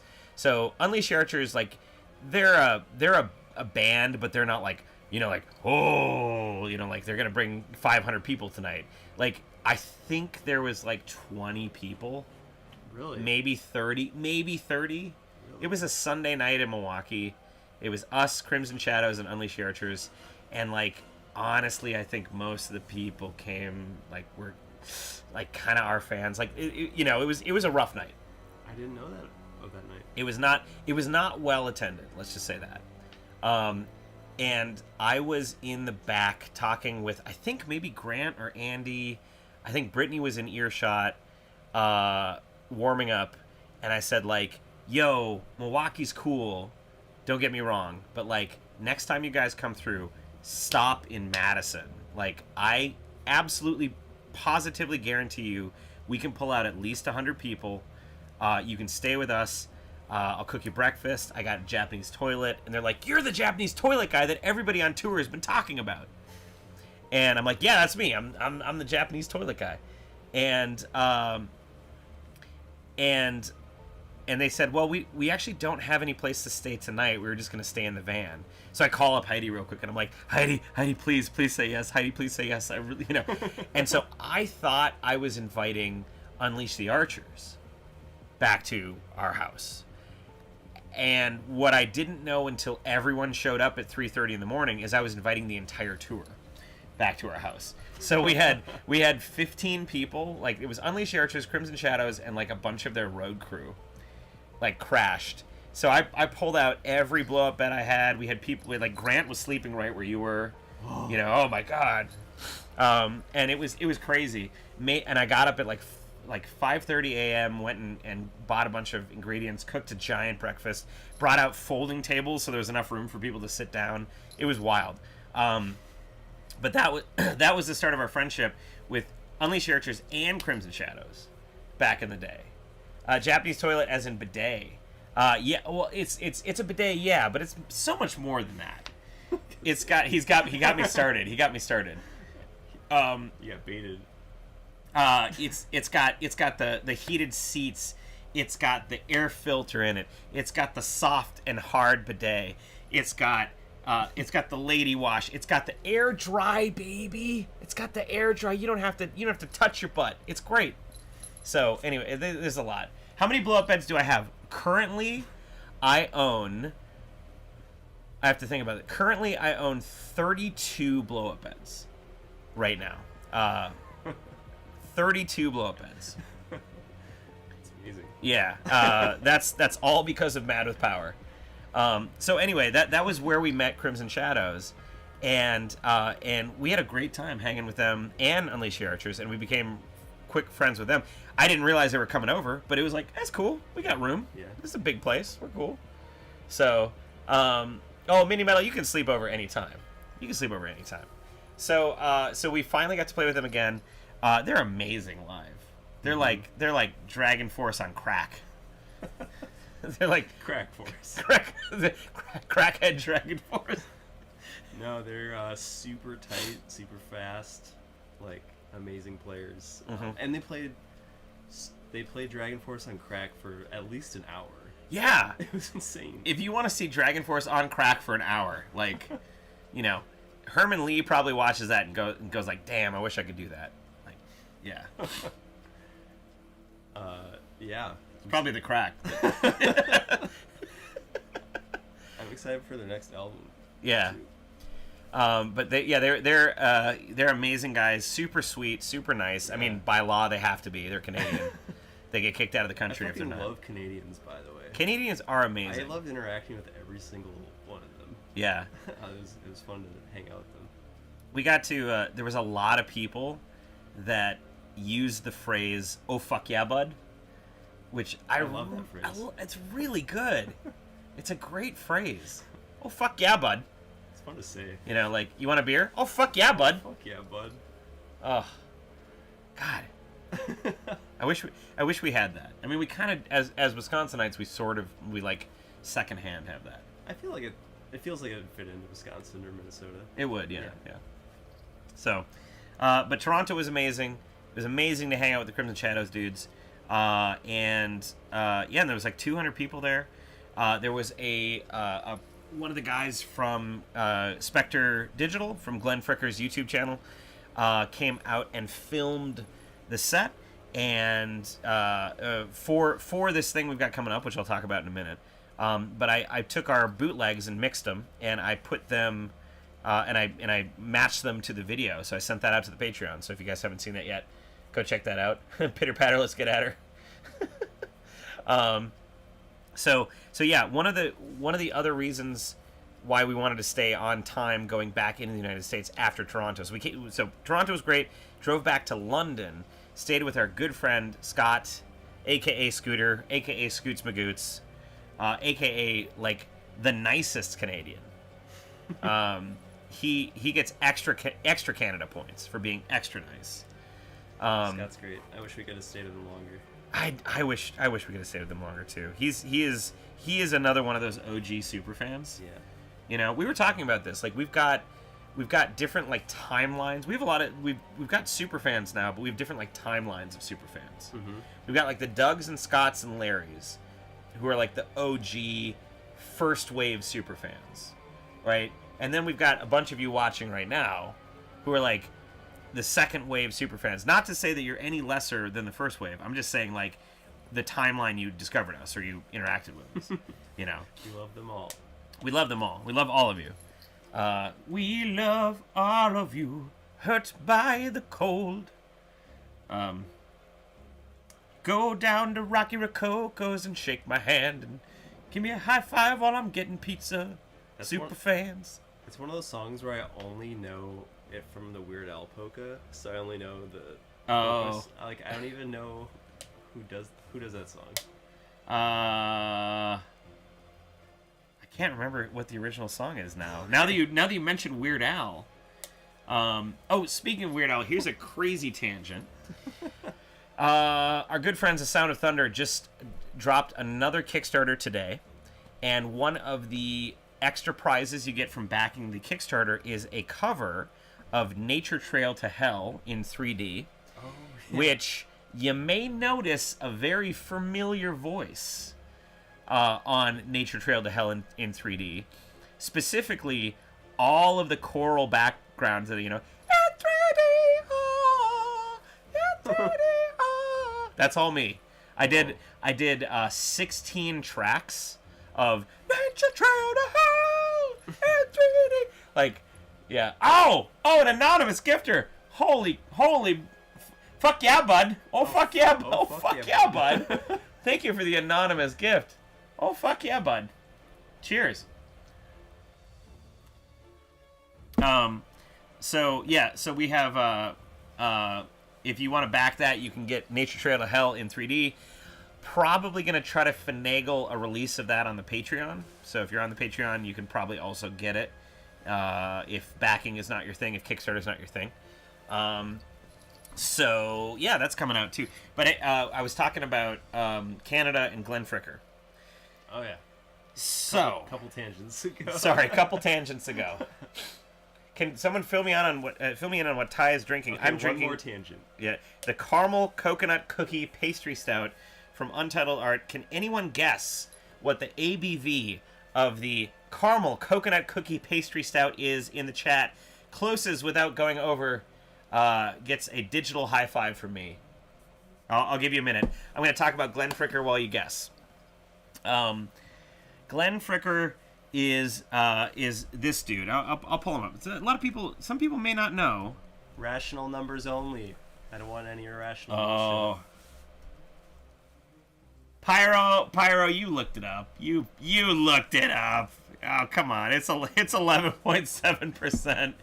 You looked it up. That couldn't have been that. Here's digital high five, you cheater. Bam. He followed all the rules. I guess he did follow all the rules. Yeah, there was the rules were. So if you haven't seen Glenn Fricker, he's a well-known YouTuber. Let's see if this works here. Let me see if I can turn this down so it's not like blaring. But this is the guy. Here he is. Built from top This week, phenomenal instrument. Dude, the sound is not coming from the guitar. The initial push off is absolutely, but the sound is in the speaker. And if you Anyway, there it is. So that's Glenn. He is known for being a guy that yells on YouTube. He's a known yeller. Mostly about like audio engineering, right? Yeah. Yeah. Just a guess from Doug, 11.7. Well, high five to Doug too, and high five to Red Ninja. But Glenn, through your boy Jason Ashcraft, through your boy Alex Nasla of Witherfall, I got hooked up with Glenn, and a lot of you know that I did some DIY merch and DIY tour courses with Glenn, and a lot of you probably already know this, so this is old news, but my vocal instructor and I created a course called Own the Stage, a masterclass in vocal performance and technique, which is coming out in like 3 days. Let me double check this here. It's coming out on 4 days. 1, 2, 3, 4. 4 days. It's coming out in 4 days on November 1st. It's coming out. And we're very excited about that. And there's a lot of like last minute craziness, crunch time to like get stuff together for them. But yeah, it's coming out.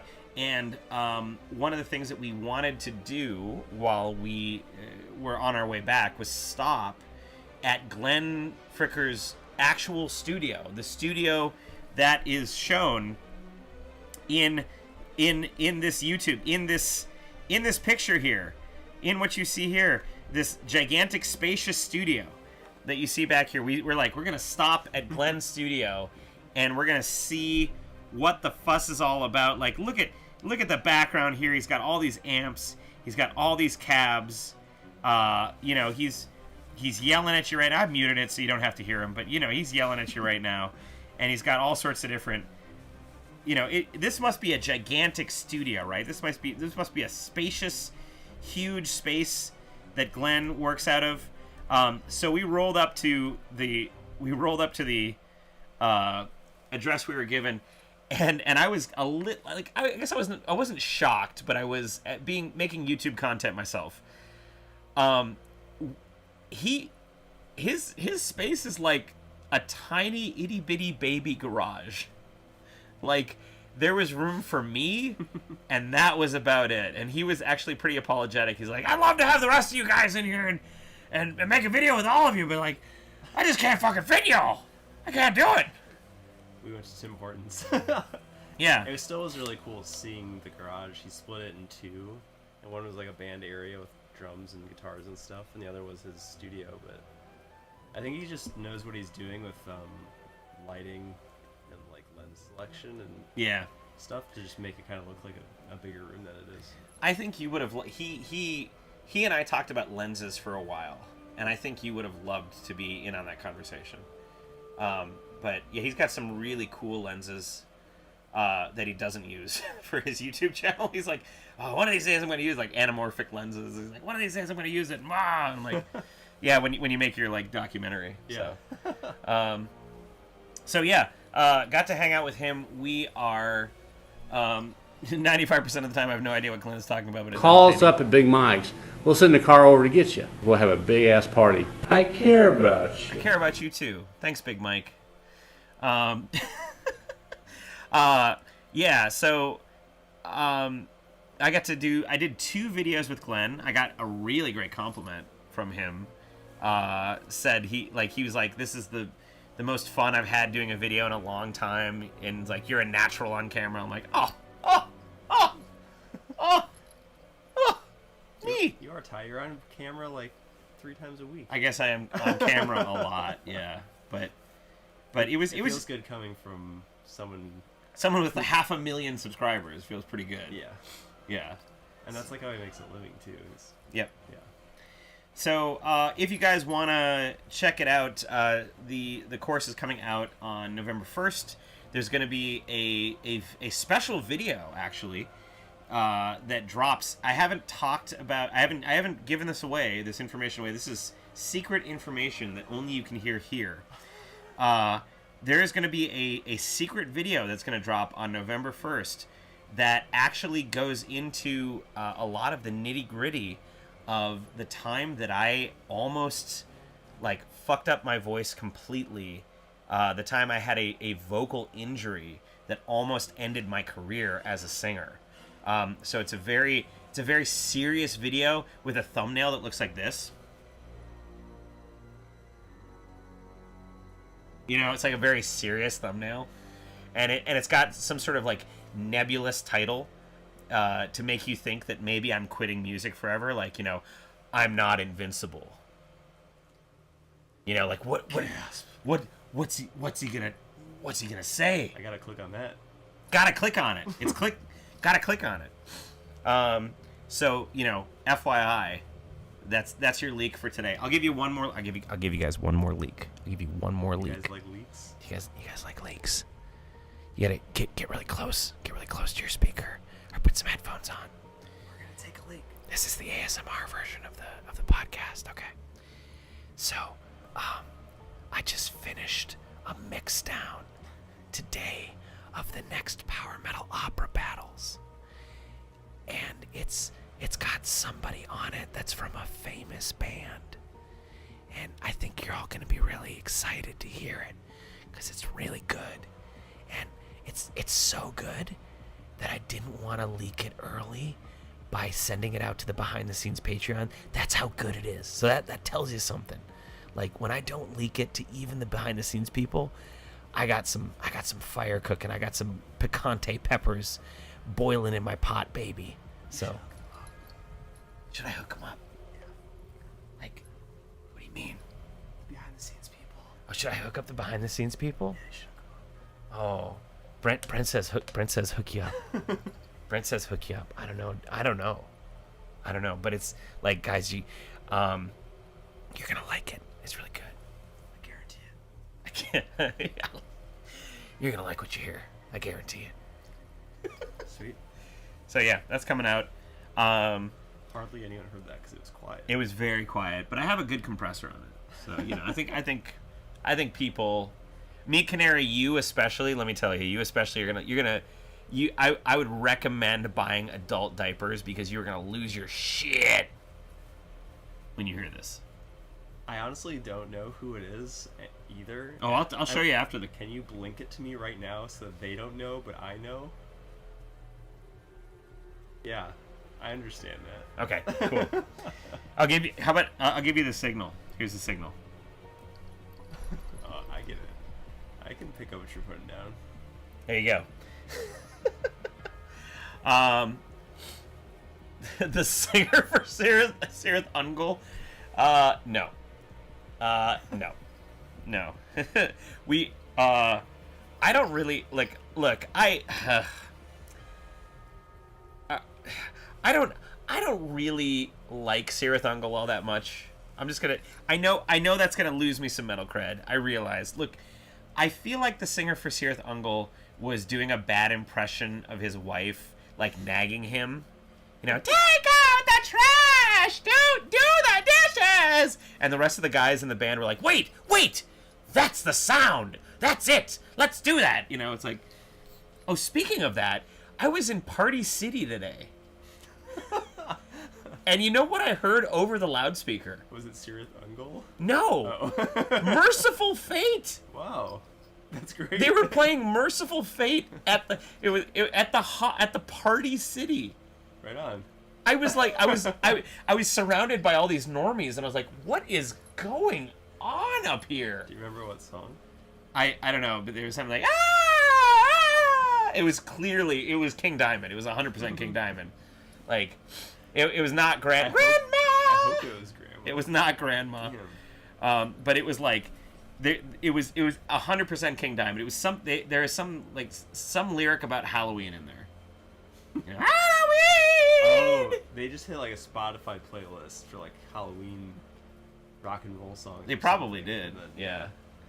But yeah, I mean, like, someone got fired for that bullshit.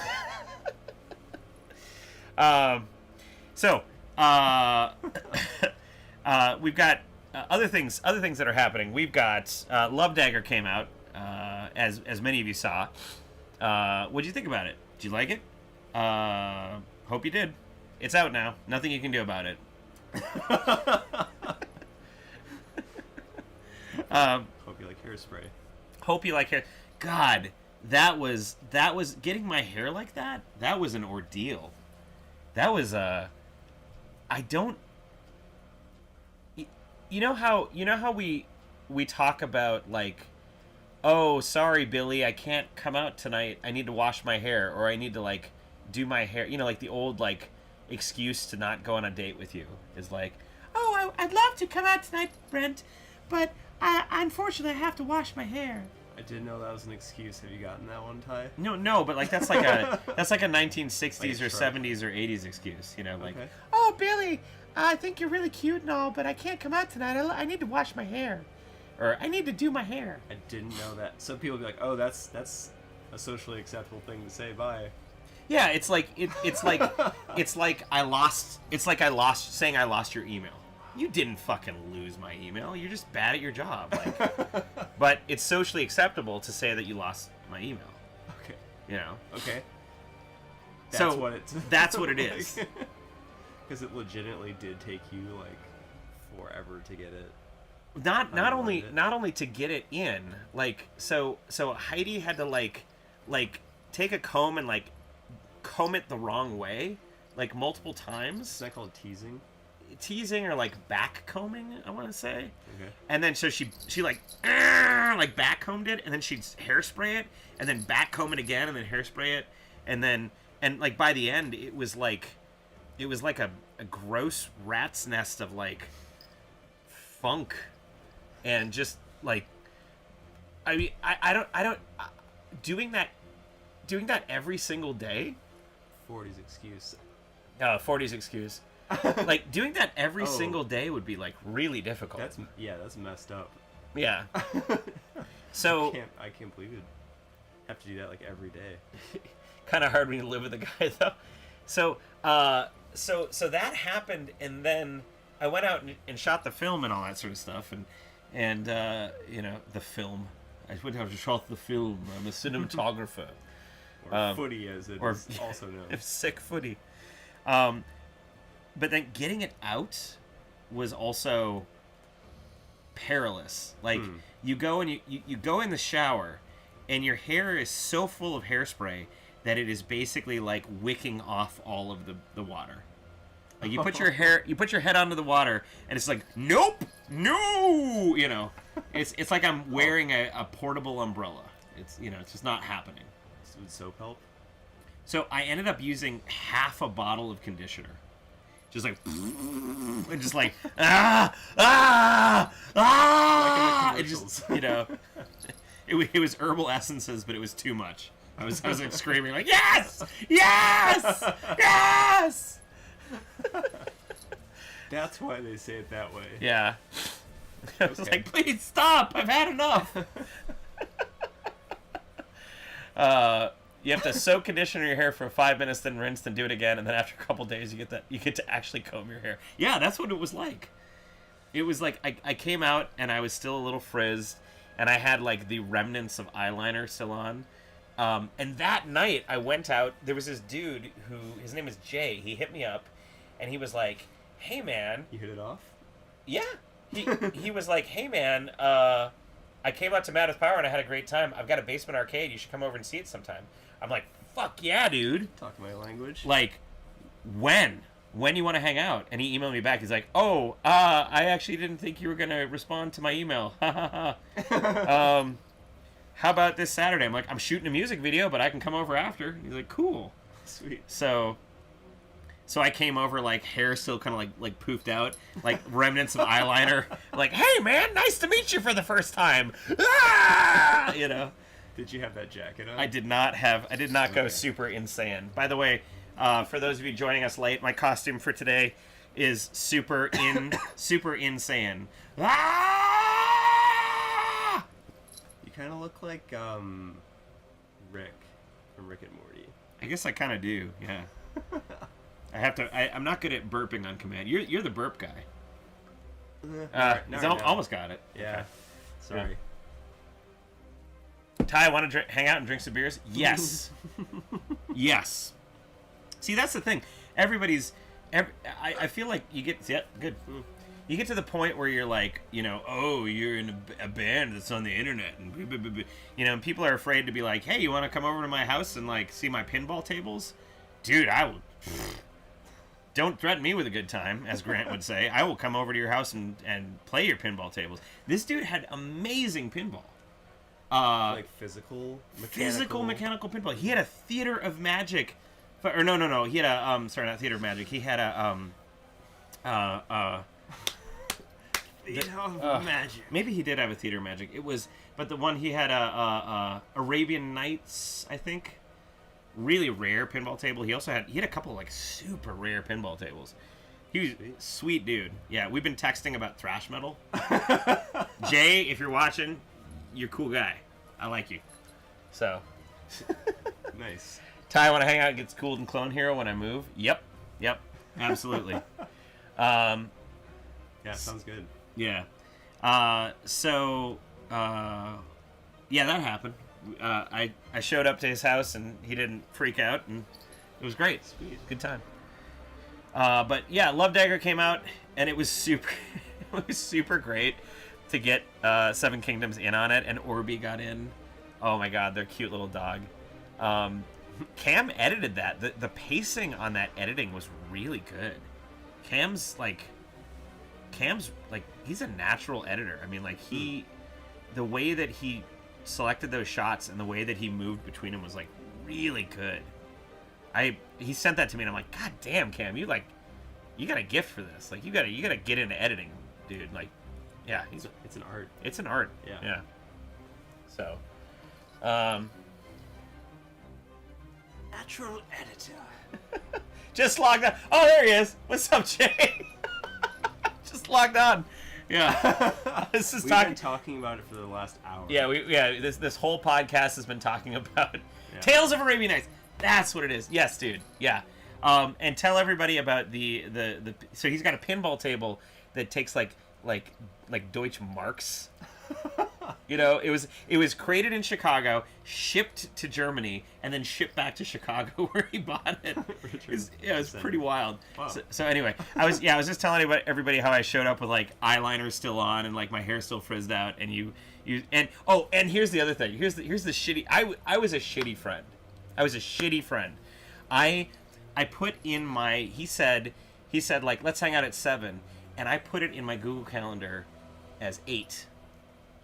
I showed up an hour late to his house, and he's still like, yo, come on in. I was like, I felt like such a dick. I realized as I was leaving, I looked at my phone and I'm like, oh, no! And I call him up. I'm like, I'm so sorry. Oh man. So.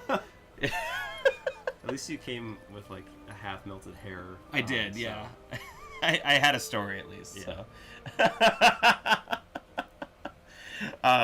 Yeah, so that happened. Okay. Love Dagger came out with that.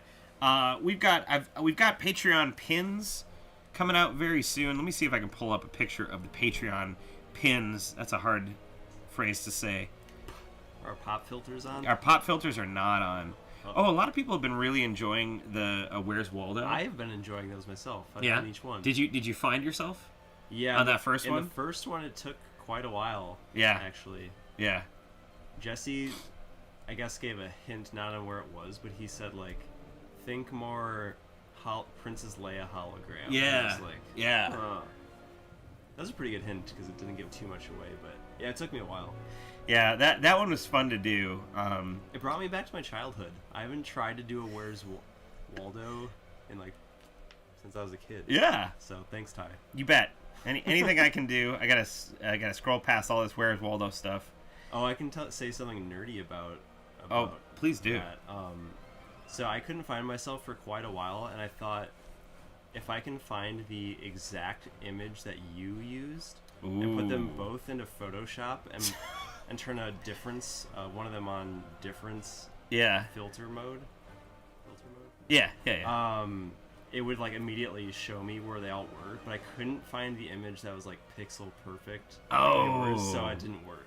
Oh.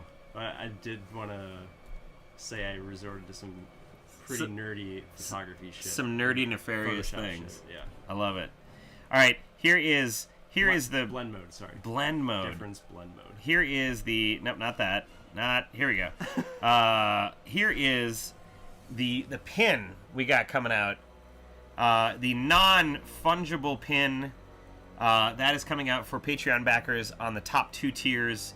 You still have time, ladies and gentlemen. Who made that? Our good friend Jenny, who also made the teddy bear unicorn shirt. Oh, I didn't know she made the non-fungible pin. Guys, you still have time. You still have time. And the Patreon just came up on the Streamlabs bot. You can get on, if you get on the top 2 tiers of the Patreon, you're going to get this non-fungible pin. It's Grant biting into a sandwich made out of a vinyl and a pretzel bun. I think it's pretty impressive that she put in the pretzel bun and even the little trident on his shirt coming off. Yeah. Those are great little details that... Jenny's amazing. She's incredible. Yeah. She watched closely what kind of bun he had. Yep. Drew it. So you can get this. This is only for the top 2 tiers of the Patreon. Why can't I fudge this? Yeah, that exactly. And then what you also get at the top 2 tiers. Well, actually, this is already closed. You can't get this anymore. Why can't I fudge this? There's a lot of funging going on, ladies and gentlemen. But this is coming to your doorstep very soon. The Lords of the Trident, the Offering T-shirt. This is a Patreon exclusive T-shirt. If you're watching this and you didn't sign up for this, you messed up.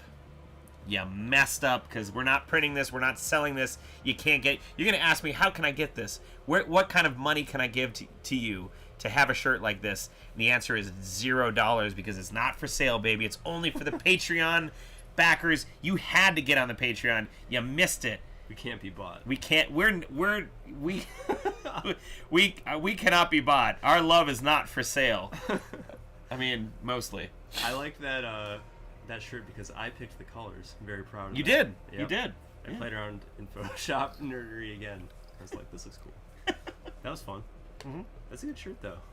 Yeah. We're also on Rocksmith now. Like the entire offering is on Rocksmith, and with all of the Brian solos. If you ever wanted to fail really quickly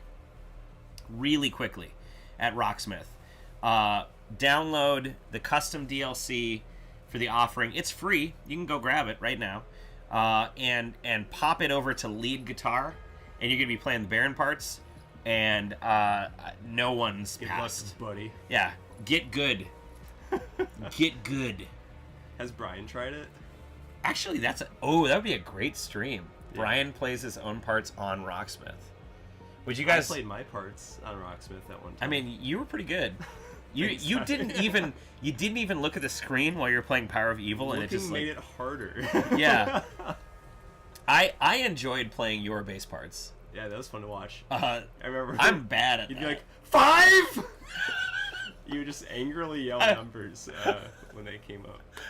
Goddamn 5. Goddamn 5. Yeah, I mean, like, you're just down here as the bassist. You don't have to go up here. Nobody goes up here. 13. Who plays up there? Brian, why did you write this for? You didn't write this for bass. You wrote this for bass guitar. There's a difference between bass and bass guitar. Like, come on. Oh, I didn't know. Do I play bass guitar? Oh, you're playing 13s and 5s. Oh yeah. If you do anything over a 3, like 1, 2, 3. Holy butts! Wait, somebody raided. Who's raiding? Oh no, somebody. Oh, Preet! Metal Army! Ah! What happened? Ah! We had somebody join our Metal Army. It was Preet's, I think. Oh, thanks. Thanks, Preet. You're the best. You're the best. Drink. Around. Drink. Cheers. Preets. You're the best. Preets. Okay. All right, listen, everybody. We've been dicking around for like 2 hours. We've been skirting the issues, and frankly, you're sick of it. You're sick of it. You're watching this podcast, and you're saying, I don't like them anymore. I used to think they're great people, but you know what? They promised me some scares. They promised me some spooky times. Holy butts. Who else? Doug James. Doug, you were already on the Patreon. You can't rejoin the Patreon. Or maybe he just son of a bitch. Doug James, you son of a bitch. You rejoined the Patreon. Thanks, Doug. Thank you. Cheers. Yeah. Cheers to Doug. Cheers to Doug. All right. So you've been asking us, Brent. Tell me about your shirt. What? Oh, it's Bethlehem's shirt. I bought it from them at Mad with Power, and it's really nice. And it's like a 3-color shirt, which our Bo Bradshaw one is too. But it takes a certain talent to make something with 3 colors that looks really dynamic still. So Yeah. I just thought it was a really sweet design, and they fucking rule. Yeah, Bethlehem is the best. I'm getting the burps now. If you haven't checked out Bethlehem, if you want to see the band that Ailstorm toured with, and then Chris Bowes ripped off to form Gloryhammer, Bethlehem, check that out. I'm spilling the beans. I've had too much Untitled art, and I'm giving the. Oh no, I meant the jacket. Okay. Oh. This is I'm sane Michael Jackson for Halloween. Yeah, he's saying Michael Jackson. I thought this was. I think he wears a jacket vaguely like this in Yeah. a video. Let me ask you, what is your favorite? And guys, you can put this in the chat too. You can put this in the chat. What's your favorite Michael Jacksonism? Ism. I thought you were gonna say song. No. So I had "Beat It" already loaded in my head. No, what's your favorite Michael Jacksonism? If you had to pick one, and guys, you can throw that in the chat. Tell me about your favorite Michael Jacksonism, because I have a clear favorite. I have a favorite Michael Jacksonism that I know for a fact is above and beyond any other Michael Jacksonism. I have a few things in mind. I'm just like thinking about it. Okay. I'm gonna go with Shimon. Shimon. Okay, we've got Shimon in the chat. We've got ooh. We've got we got that one. Here's my favorite Michael Jacksonism, and I think this one is far and away better than any other Michael Jacksonism out there. My man. Yeah. Heidi likes bow. But my favorite one is Nice. Do you remember where he does that? He does it all over stuff. Like, listen, put on some Michael Jackson tonight, and just wait, and you'll hear like all the time. Okay. I love Shikatuka. Shikatuka is my favorite. Nice. Yeah. Another thing I had in my head was just like some of his dance moves, like they are specific to him. Yeah. I thought it was like an ism, not something he says, but like when he like goes up on his feet. Yeah. Or when he does like the lean thing. Yeah. You know he had to make special shoes for that? Yeah, there were pegs that came up from the floor. That's wild. The shoes could hook into. It's fucking brilliant. Yeah. Absolutely wild. There'd be one guy that would like put them up at He's exactly just like the right time, holding really. He's like and then take them down at exactly the right time, so you never saw them. Yeah. It's pretty cool. Yeah. Anyway, we were talking. I'm sorry. I was about to say that you guys Towards the tangent. were really excited about this podcast, and now you're unsubscribing from the Patreon and resubscribing to the Patreon, and you're just like these guys are lame. There's only 2 of them. They're like the royal blood of Lords of the Trident. I don't know if I like it. Am I into stoner metal? Wait a minute, Royal Blood isn't even stoner metal. Why did I make that suggestion? You say to yourself, wrong. You know, they're nice guys. I roadied one show for Queens of the Stone Age and Royal Blood, and Royal Blood was way nicer than Queens of the Stone Age. Josh Homme was kind of a dick, if I'm just going to go out and say it. I took a picture of his pedal board. We were told, don't take a picture of Josh Homme's pedal board. And I'm like, why? So I took a picture. I feel like it's rock and roll to take a picture. It's rock and roll to take a picture of Josh Homme's pedal board. I know his secrets, baby. I'll tell you what he's got. You can't buy it. It's all sorts of like boutique shit. Like, yeah. Anyway, you wanted to hear all about the spooky, scary stuff. This is why you came here for the Spooky Cast. Ladies and gentlemen, here's some spooky stuff. I thought Brent was stoner metal, though. I mean, like, yeah. Stoner metal's great. To quote Brent Rambo.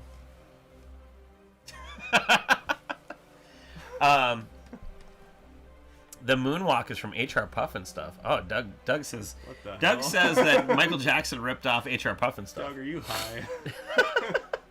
All right. Here's some spooky stuff. Number one, here's some things I watched lately that I thought were worth your time. If you want to see a Criterion Collection, a Japanese movie that is strange and made my neighbor fall asleep and then sleepwalk turning it off. This actually happened. It's a movie called Cure or Kyuru. It's a detective story about a guy who has super hypnotism powers. It is very artsy. The ending is very Japanese. It doesn't make any sense, and it makes you like sit and wonder about it for a long time. It's got some really great cinematography in it, but unless you're like in the mood to like think about things, I probably wouldn't recommend it. Okay. But it was spooky, and I did watch it. It's just called Cure. Just Cure. What's up, the hero? Michael Jackson wrote a lot of the music for Sonic the Hedgehog 3. That's a fact. Is that a fact? That's a Preet's fact. And Preet's just joined the Patreon show. She knows. Okay. Yeah. That's awesome. She's got it. Yeah. Is it good? Yeah. Someone should remaster the songs with some of those. Oh, add it. Guys, here's what I want you to do this week. I'm waiting on the Discord, in the behind the scenes in the super secret Patreon part of the Discord. I want you to remaster some Sonic the Hedgehog music, add in some pow and some and some and just drop it into the Patreon, and so we can all, or drop it into the Discord so we can all enjoy it. So. I'll give points to if you put the things in the appropriate part of the song that Michael Jackson would as well. You get bonus points. Okay, guys. For proper placement. Mr. Pontifex Mortis over here is going to be our judge God damn it. For this.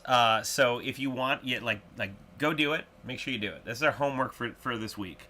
Have it on our desk by Halloween night. Ooh, spooky. Lightning bolts, thunder. Speaking of Halloween night and spooky things, I was terrified to learn that the only way that I could get full-size candy bars is by joining Costco, so I did. And I bought, guys, if you're in my neighborhood, I bought 90 full-size candy bars. I want you to call your neighbors. I want you to tell the kids that this is the cool house. This is the house you come to. Everybody gets a full-size candy bar on Halloween. I made it my life's work to be the guy. Like I legitimately, I want from when I was a kid, Halloween's my favorite holiday. And I said to myself, when you get to be an adult, you're going to be that guy who has the full-size candy bars. You're going to be the cool house on Halloween. Yep. You're going to have the strobes, you're going to have the fog, you're going to have the full-size candy bars, you're going to show up, you're going to freak everybody out. So, ladies and gentlemen, putting on a show, basically. We're going to do this. Have you done that in prior years? This is the first year for full-size. Every year I gave like 2 giant handfuls. Away! That's just great! Every year I gave like 2 giant handfuls. You know, where I'd reach into the bucket, I'd be like, here you go. I'd make special things for the neighbors that were just full of everything. Too much candy. I'm gonna give you diabetes. Here you go. But this year, it's full size, baby. And I'll tell you what, if we don't get rid of all 90 full size candy bars, then the next TRIDENTcast, we're gonna do a marathon eating session. It's gonna be a muck. We're gonna do a mukbang. It's gonna be a Lords of the Trident mukbang, and we're gonna sit and we're gonna ASMR eat 90 full size candy bars. Where did you get the term mukbang from? Don't you know what a mukbang is? No, Ty, I don't know what Guys, mukbang is. Guys, Pontifex Mortis apparently hasn't been on the internet anytime recently and does not know what a mukbang is. No. Did I just walk into something? Chocolate mukbang. I feel like I got mukbang on my shoe. You just got mukbanged. I did? Okay. Yeah, see, everybody's like, come on, everybody knows. I'm sorry. Okay, look, a mukbang is a Korean thing where you're a streamer and you eat way too much food. Okay. Do you vomit? I hope not. I mean, like, I wouldn't want to watch a vomit mukbang. But I'm sure someone does. Some creepy corner. some creepy guy would. But it's usually like the ones that I've seen. It's usually like really quiet, except for a mic, and they're like.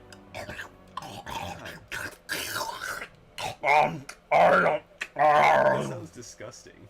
I mean, I don't understand why people watch it, but there are people that do like hot tub streams and they get like thousands of dollars, you know. Yeah.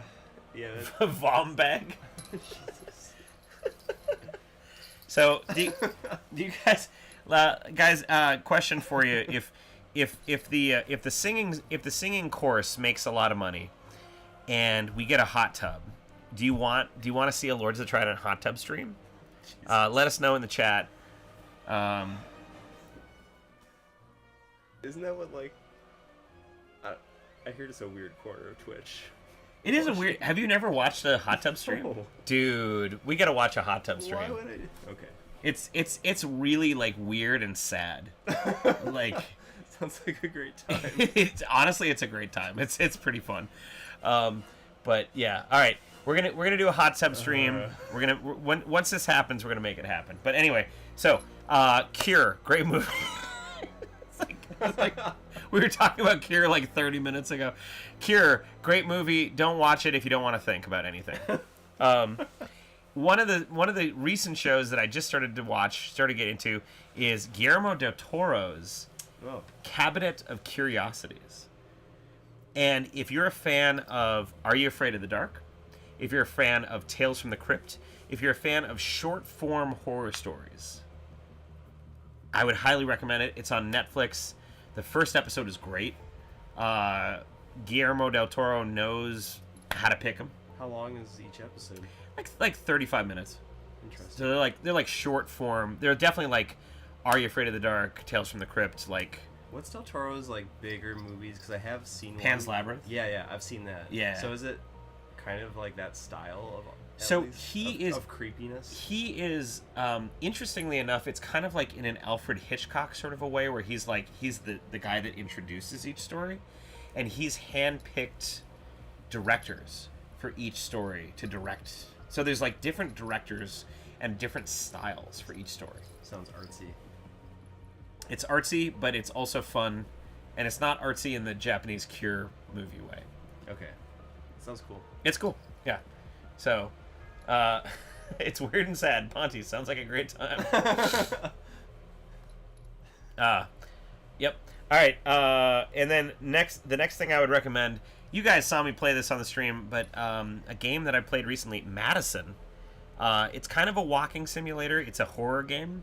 It's about living here in Madison. It just shows the horrors of living in Wisconsin. That's actually not about Madison at all, but of the walking simulator games out there, it's one of the best. Like I had a really great. It's like a puzzle walking simulator kind of thing. There's a lot of like spooky kind of things that happen, but Moonwalking simulator. Moonwalking simulator. that should be a redeem. I should make a Shookatuka redeem. Yeah. Okay, guys. Mini Metal, remind me to make a Shookatuka redeem. Can you hack your Alexa to respond to different words? So you can be like, Mini Metal, remind me to do this.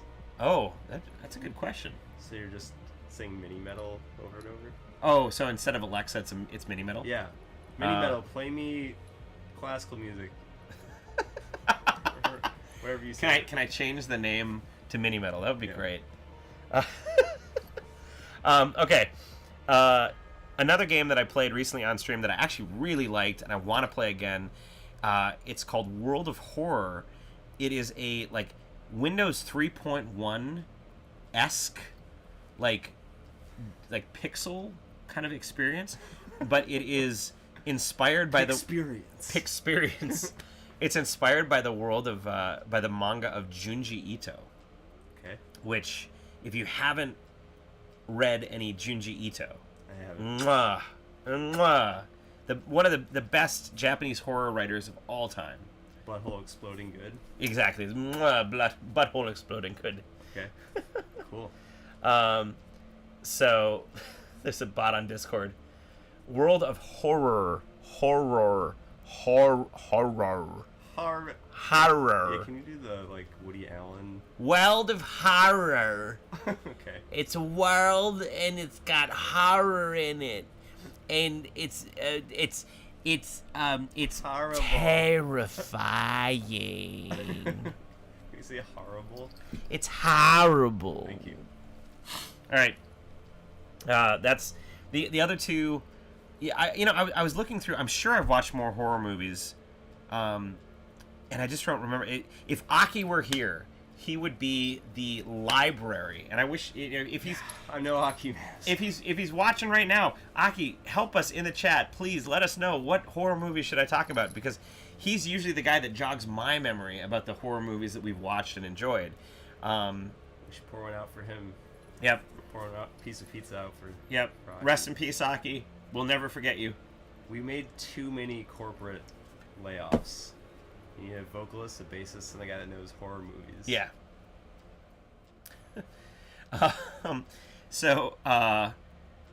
The other movies and films and shows that I've enjoyed, there's a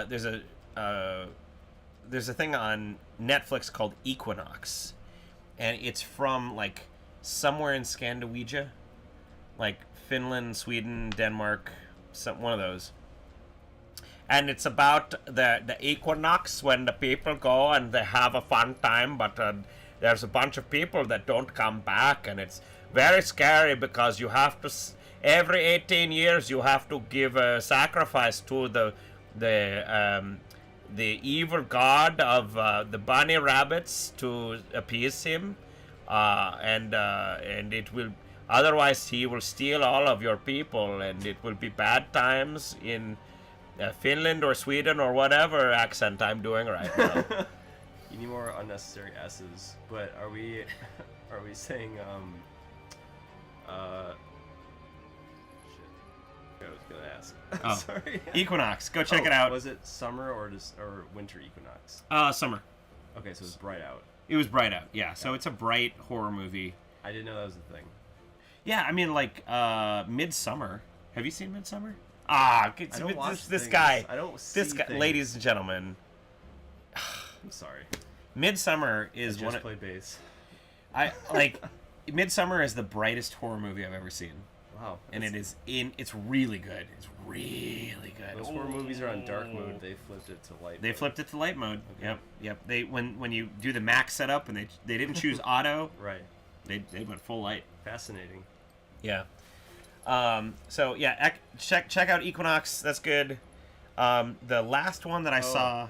Whoop. Sorry, Heidi's right. Equinox is spring, fall. Spring, fall. Okay, so it's spring. Solstice is June, December. Doug says Night of the Lepus. I have not seen that one. Brontosaurus, we fired the rest of the band. We were going forward as a Royal Blood cover band Without a drummer. without a drummer. Yep. It's you're gonna play the bass and like drum with your feet. Oh sure. You're gonna be the Geddy Lee, but of the band, but more like a bass drum. You got it. Yeah. There's a horror comedy foreign film, vampire, and he was a real vampire. I haven't seen that one, but anyway, so that one, the last one that I watched in the last year was a interesting horror movie called His House, and it was about like it was a horror movie from the perspective of like war-torn immigrants from like Somalia that move to the UK and get cursed by a like African witch doctor and like carry that curse into the UK, and it all takes place in like tenement housing, and it's a really cool piece on like talking about how people get treated as like immigrants, but also like taking some of that like African horror witch doctor aesthetic into that kind of vibe. It was really cool. I'd recommend it. His House. That is also on Netflix. So, that's what I've been watching. That's Good it. rundown. Yeah. I think that is all I had on my list. Brent, what do we got coming up? Super secret Patreon show. Oh yeah. For people that need those details. Oh, Heidi says Midnight Mass. Thank you, Heidi. See, that's the kind of input that Aki would have helped me with. Midnight Mass on Netflix, also really good. Really, especially look if you're like a raised Catholic, forced to go to a Catholic school until you were in high school kind of kid like me. Midnight Mass, gorgeous. It blends. I don't want to talk about it too much because it's going to give away the twist. But it takes Catholicism and a bunch of I'll just say vampirism stuff, and mixes it so well that you're like, blood of Christ. I get it. Really good. Really good. So. You had me at as scary as Catholicism. Yeah. I was horrified. I thought the guy was from Nigeria or Sudan. Yeah, he might have been from Nigeria. Honestly, I watched it, 9 months ago. I can't 100% remember, but Somalia, Nigeria, Sudan, one of those. You're an all-year spoopy season. Oh, I watch it all the time. Yeah. Anytime there's a good horror movie, Aki and I are on it. So, but yeah, super secret Patreon show coming up next Friday. We have a 22 song set list. Oh yeah. Is that including the secret acoustic set, or? Oh, you just gave it away. There's also going to be a secret acoustic set. You heard it here first. But yes, 22 songs, maybe more.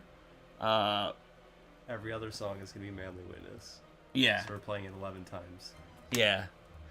Yeah, sorry, Mini Metal. We thought you were coming, so we prepped a 11 song Manly Witness set. So we're still gonna play it. Each one a different style as well. Yeah, we got got like a samba. We got a reggae Manly Witness. We've got a stoner metal Manly Witness. We got a spoken word. Don't forget about the traditional Russian folk song Manly Witness. Yep. Yeah. Manly Witness. Hey, hey. Yeah, it's pretty great. Yep. Flamenco Manly Witness. Yep. Yeah. So, I'm sure no one will record any of that. So. Better come out. I've heard it's impossible to record, actually. Interesting. Yeah. So, you can watch it online. We're gonna be streaming it super secretly on YouTube, but only for the Patreon backers. So you got to be on the Patreon to see it. Yeah. If you're at the $5 level or above, you get the invite in person. You get to know where it is. We're gonna do. I haven't really announced this yet, but we're gonna try to do one of the things that we love to do every year. It's kind of been a tradition. Is we do a metal potluck. And so we're going to encourage people to bring treats, snacks, cookies, chips. We've got plenty of beer, so don't bring any alcohol. But if you want to bring a little snack, if you want to bring something to pass around, if you want to put something on the bar that people can munch on, that's a-okay. Bring your best. Leftover Halloween candy. Yeah, 90 full-size candy bars. If you want to bring that, that's fine. Okay. Actually, that's kind of what I was thinking about doing with them. As I was going to bring them to the Patreon party. Guys, if you didn't get a chance to trick or treat at my house and you want a full-size candy bar, come out to the Patreon show, and you'll get people out. Yeah. Trick or treat us at the show. If you were, have you ever done reverse trick or treating? In my neighborhood, we did reverse parades. Is that similar? Ooh, what's a reverse parade? The kids walk down the center of the street, super cute, with costumes and floats that they make themselves. And then all the parents sit in lawn chairs on the side and throw candy at in them? the streets at them. That's a great idea. So they're both the parade and the people that pick up the candy. Holy shit. It was pretty. That's a adorable. great idea. Yeah, it was pretty great. Oh man. But was reverse trick or treating anything like that? Reverse trick or treating is like when you have too much candy left over after Halloween. You bring the bucket. It's a term for vomiting. You have too much candy. Reverse trick or treating. Yeah. Blah. Well, we'd bring the bucket over to our neighbor's house. We'd ring their doorbell, and they'd open up the door and be like, "Reverse trick or treat!" And we'd throw a bunch of candy in their house, and we'd just book it. We just so it was run. like that. It was basically like that. Yeah. That's great. Yeah. So. Yeah. So that's coming up, and then we got Japan. FYI, speaking of the Patreon party, tomorrow night on Twitch, if you guys are watching on Twitch, tomorrow night on Twitch, I'm going to be testing the streaming setup for our Patreon show. That's the word I was looking for. And it's going to be in such a way that you probably won't be able to tell where the show is. So like we're gonna keep it hush hush, right? But what I wanted to do, here's the inside scoop, okay? We called up this place. We're like, yo, we want to do this. So like, cool. And I said, do you have Ethernet? Do you have internet, Ethernet, at your soundboard?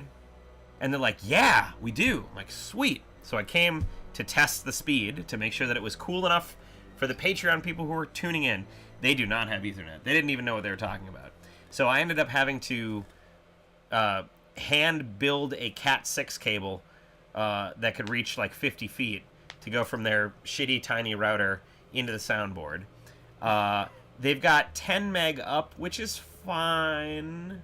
It's fine for one stream. Is like there any other traffic on that router? So that's the thing, right?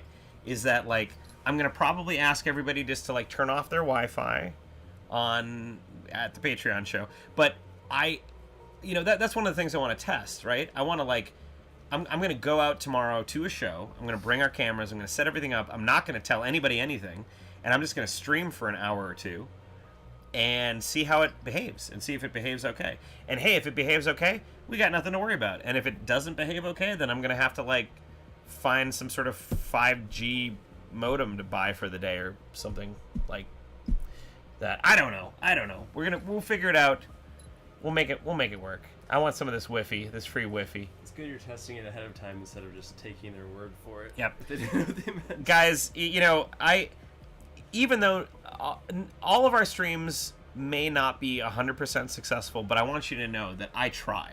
I go ahead of time and I double check and I verify stuff, and I do some set dressing ahead of time to make these streams as cool as possible for everybody. I try. And sometimes they just technical stuff goes out of my hand and I can't do anything about it and it ends up barfing. I'm going to do my best to make sure that the Patreon stream is not one of those technical barfs. So, for you, because I appreciate you and I love you. You do put a lot of effort into all of it. I do. Yeah. A So, lot of things are outside of our control. Yep. Call us up at Big Mike's. We'll send the car over to get you. We'll have a big-ass party. I care about you. I care about you. That last live show at Clean Mix. Yeah, I wish the cameras would have fucking worked. It did, though. It sounded great. And the mix sounded wonderful. Hey, if you got a problem with any of our live streams, you know what you can do? You got a complaint? Email me. You got a problem? Email me. Facebook me. It's pretty simple. Pretty simple, guys. You just email me. Just tell me. Don't email me. Don't tell me your complaints. I have a very small and fragile ego. Please don't email me. So I'm going to try my best to make sure it's perfect for everybody who's watching, either in person or streaming. So it's going to be good. All right. Well, you know what? I'm going to give the final say to, the person that we all appreciate the most, the blood of the Royal Blood cover band, the drum, bass, backup vocals, strings, and key grip of this podcast, of this band. Ladies and gentlemen, final say, final word. Brent, what do you got? I had two ideas. One was vote or die, motherfucker. Yeah. Please vote. Rock the vote, whatever. Second was Shimon. Shimon! Good night. Halloween. Hit it! I wouldn't change places with anyone tonight. We'll carve pumpkin faces and watch the witches fly.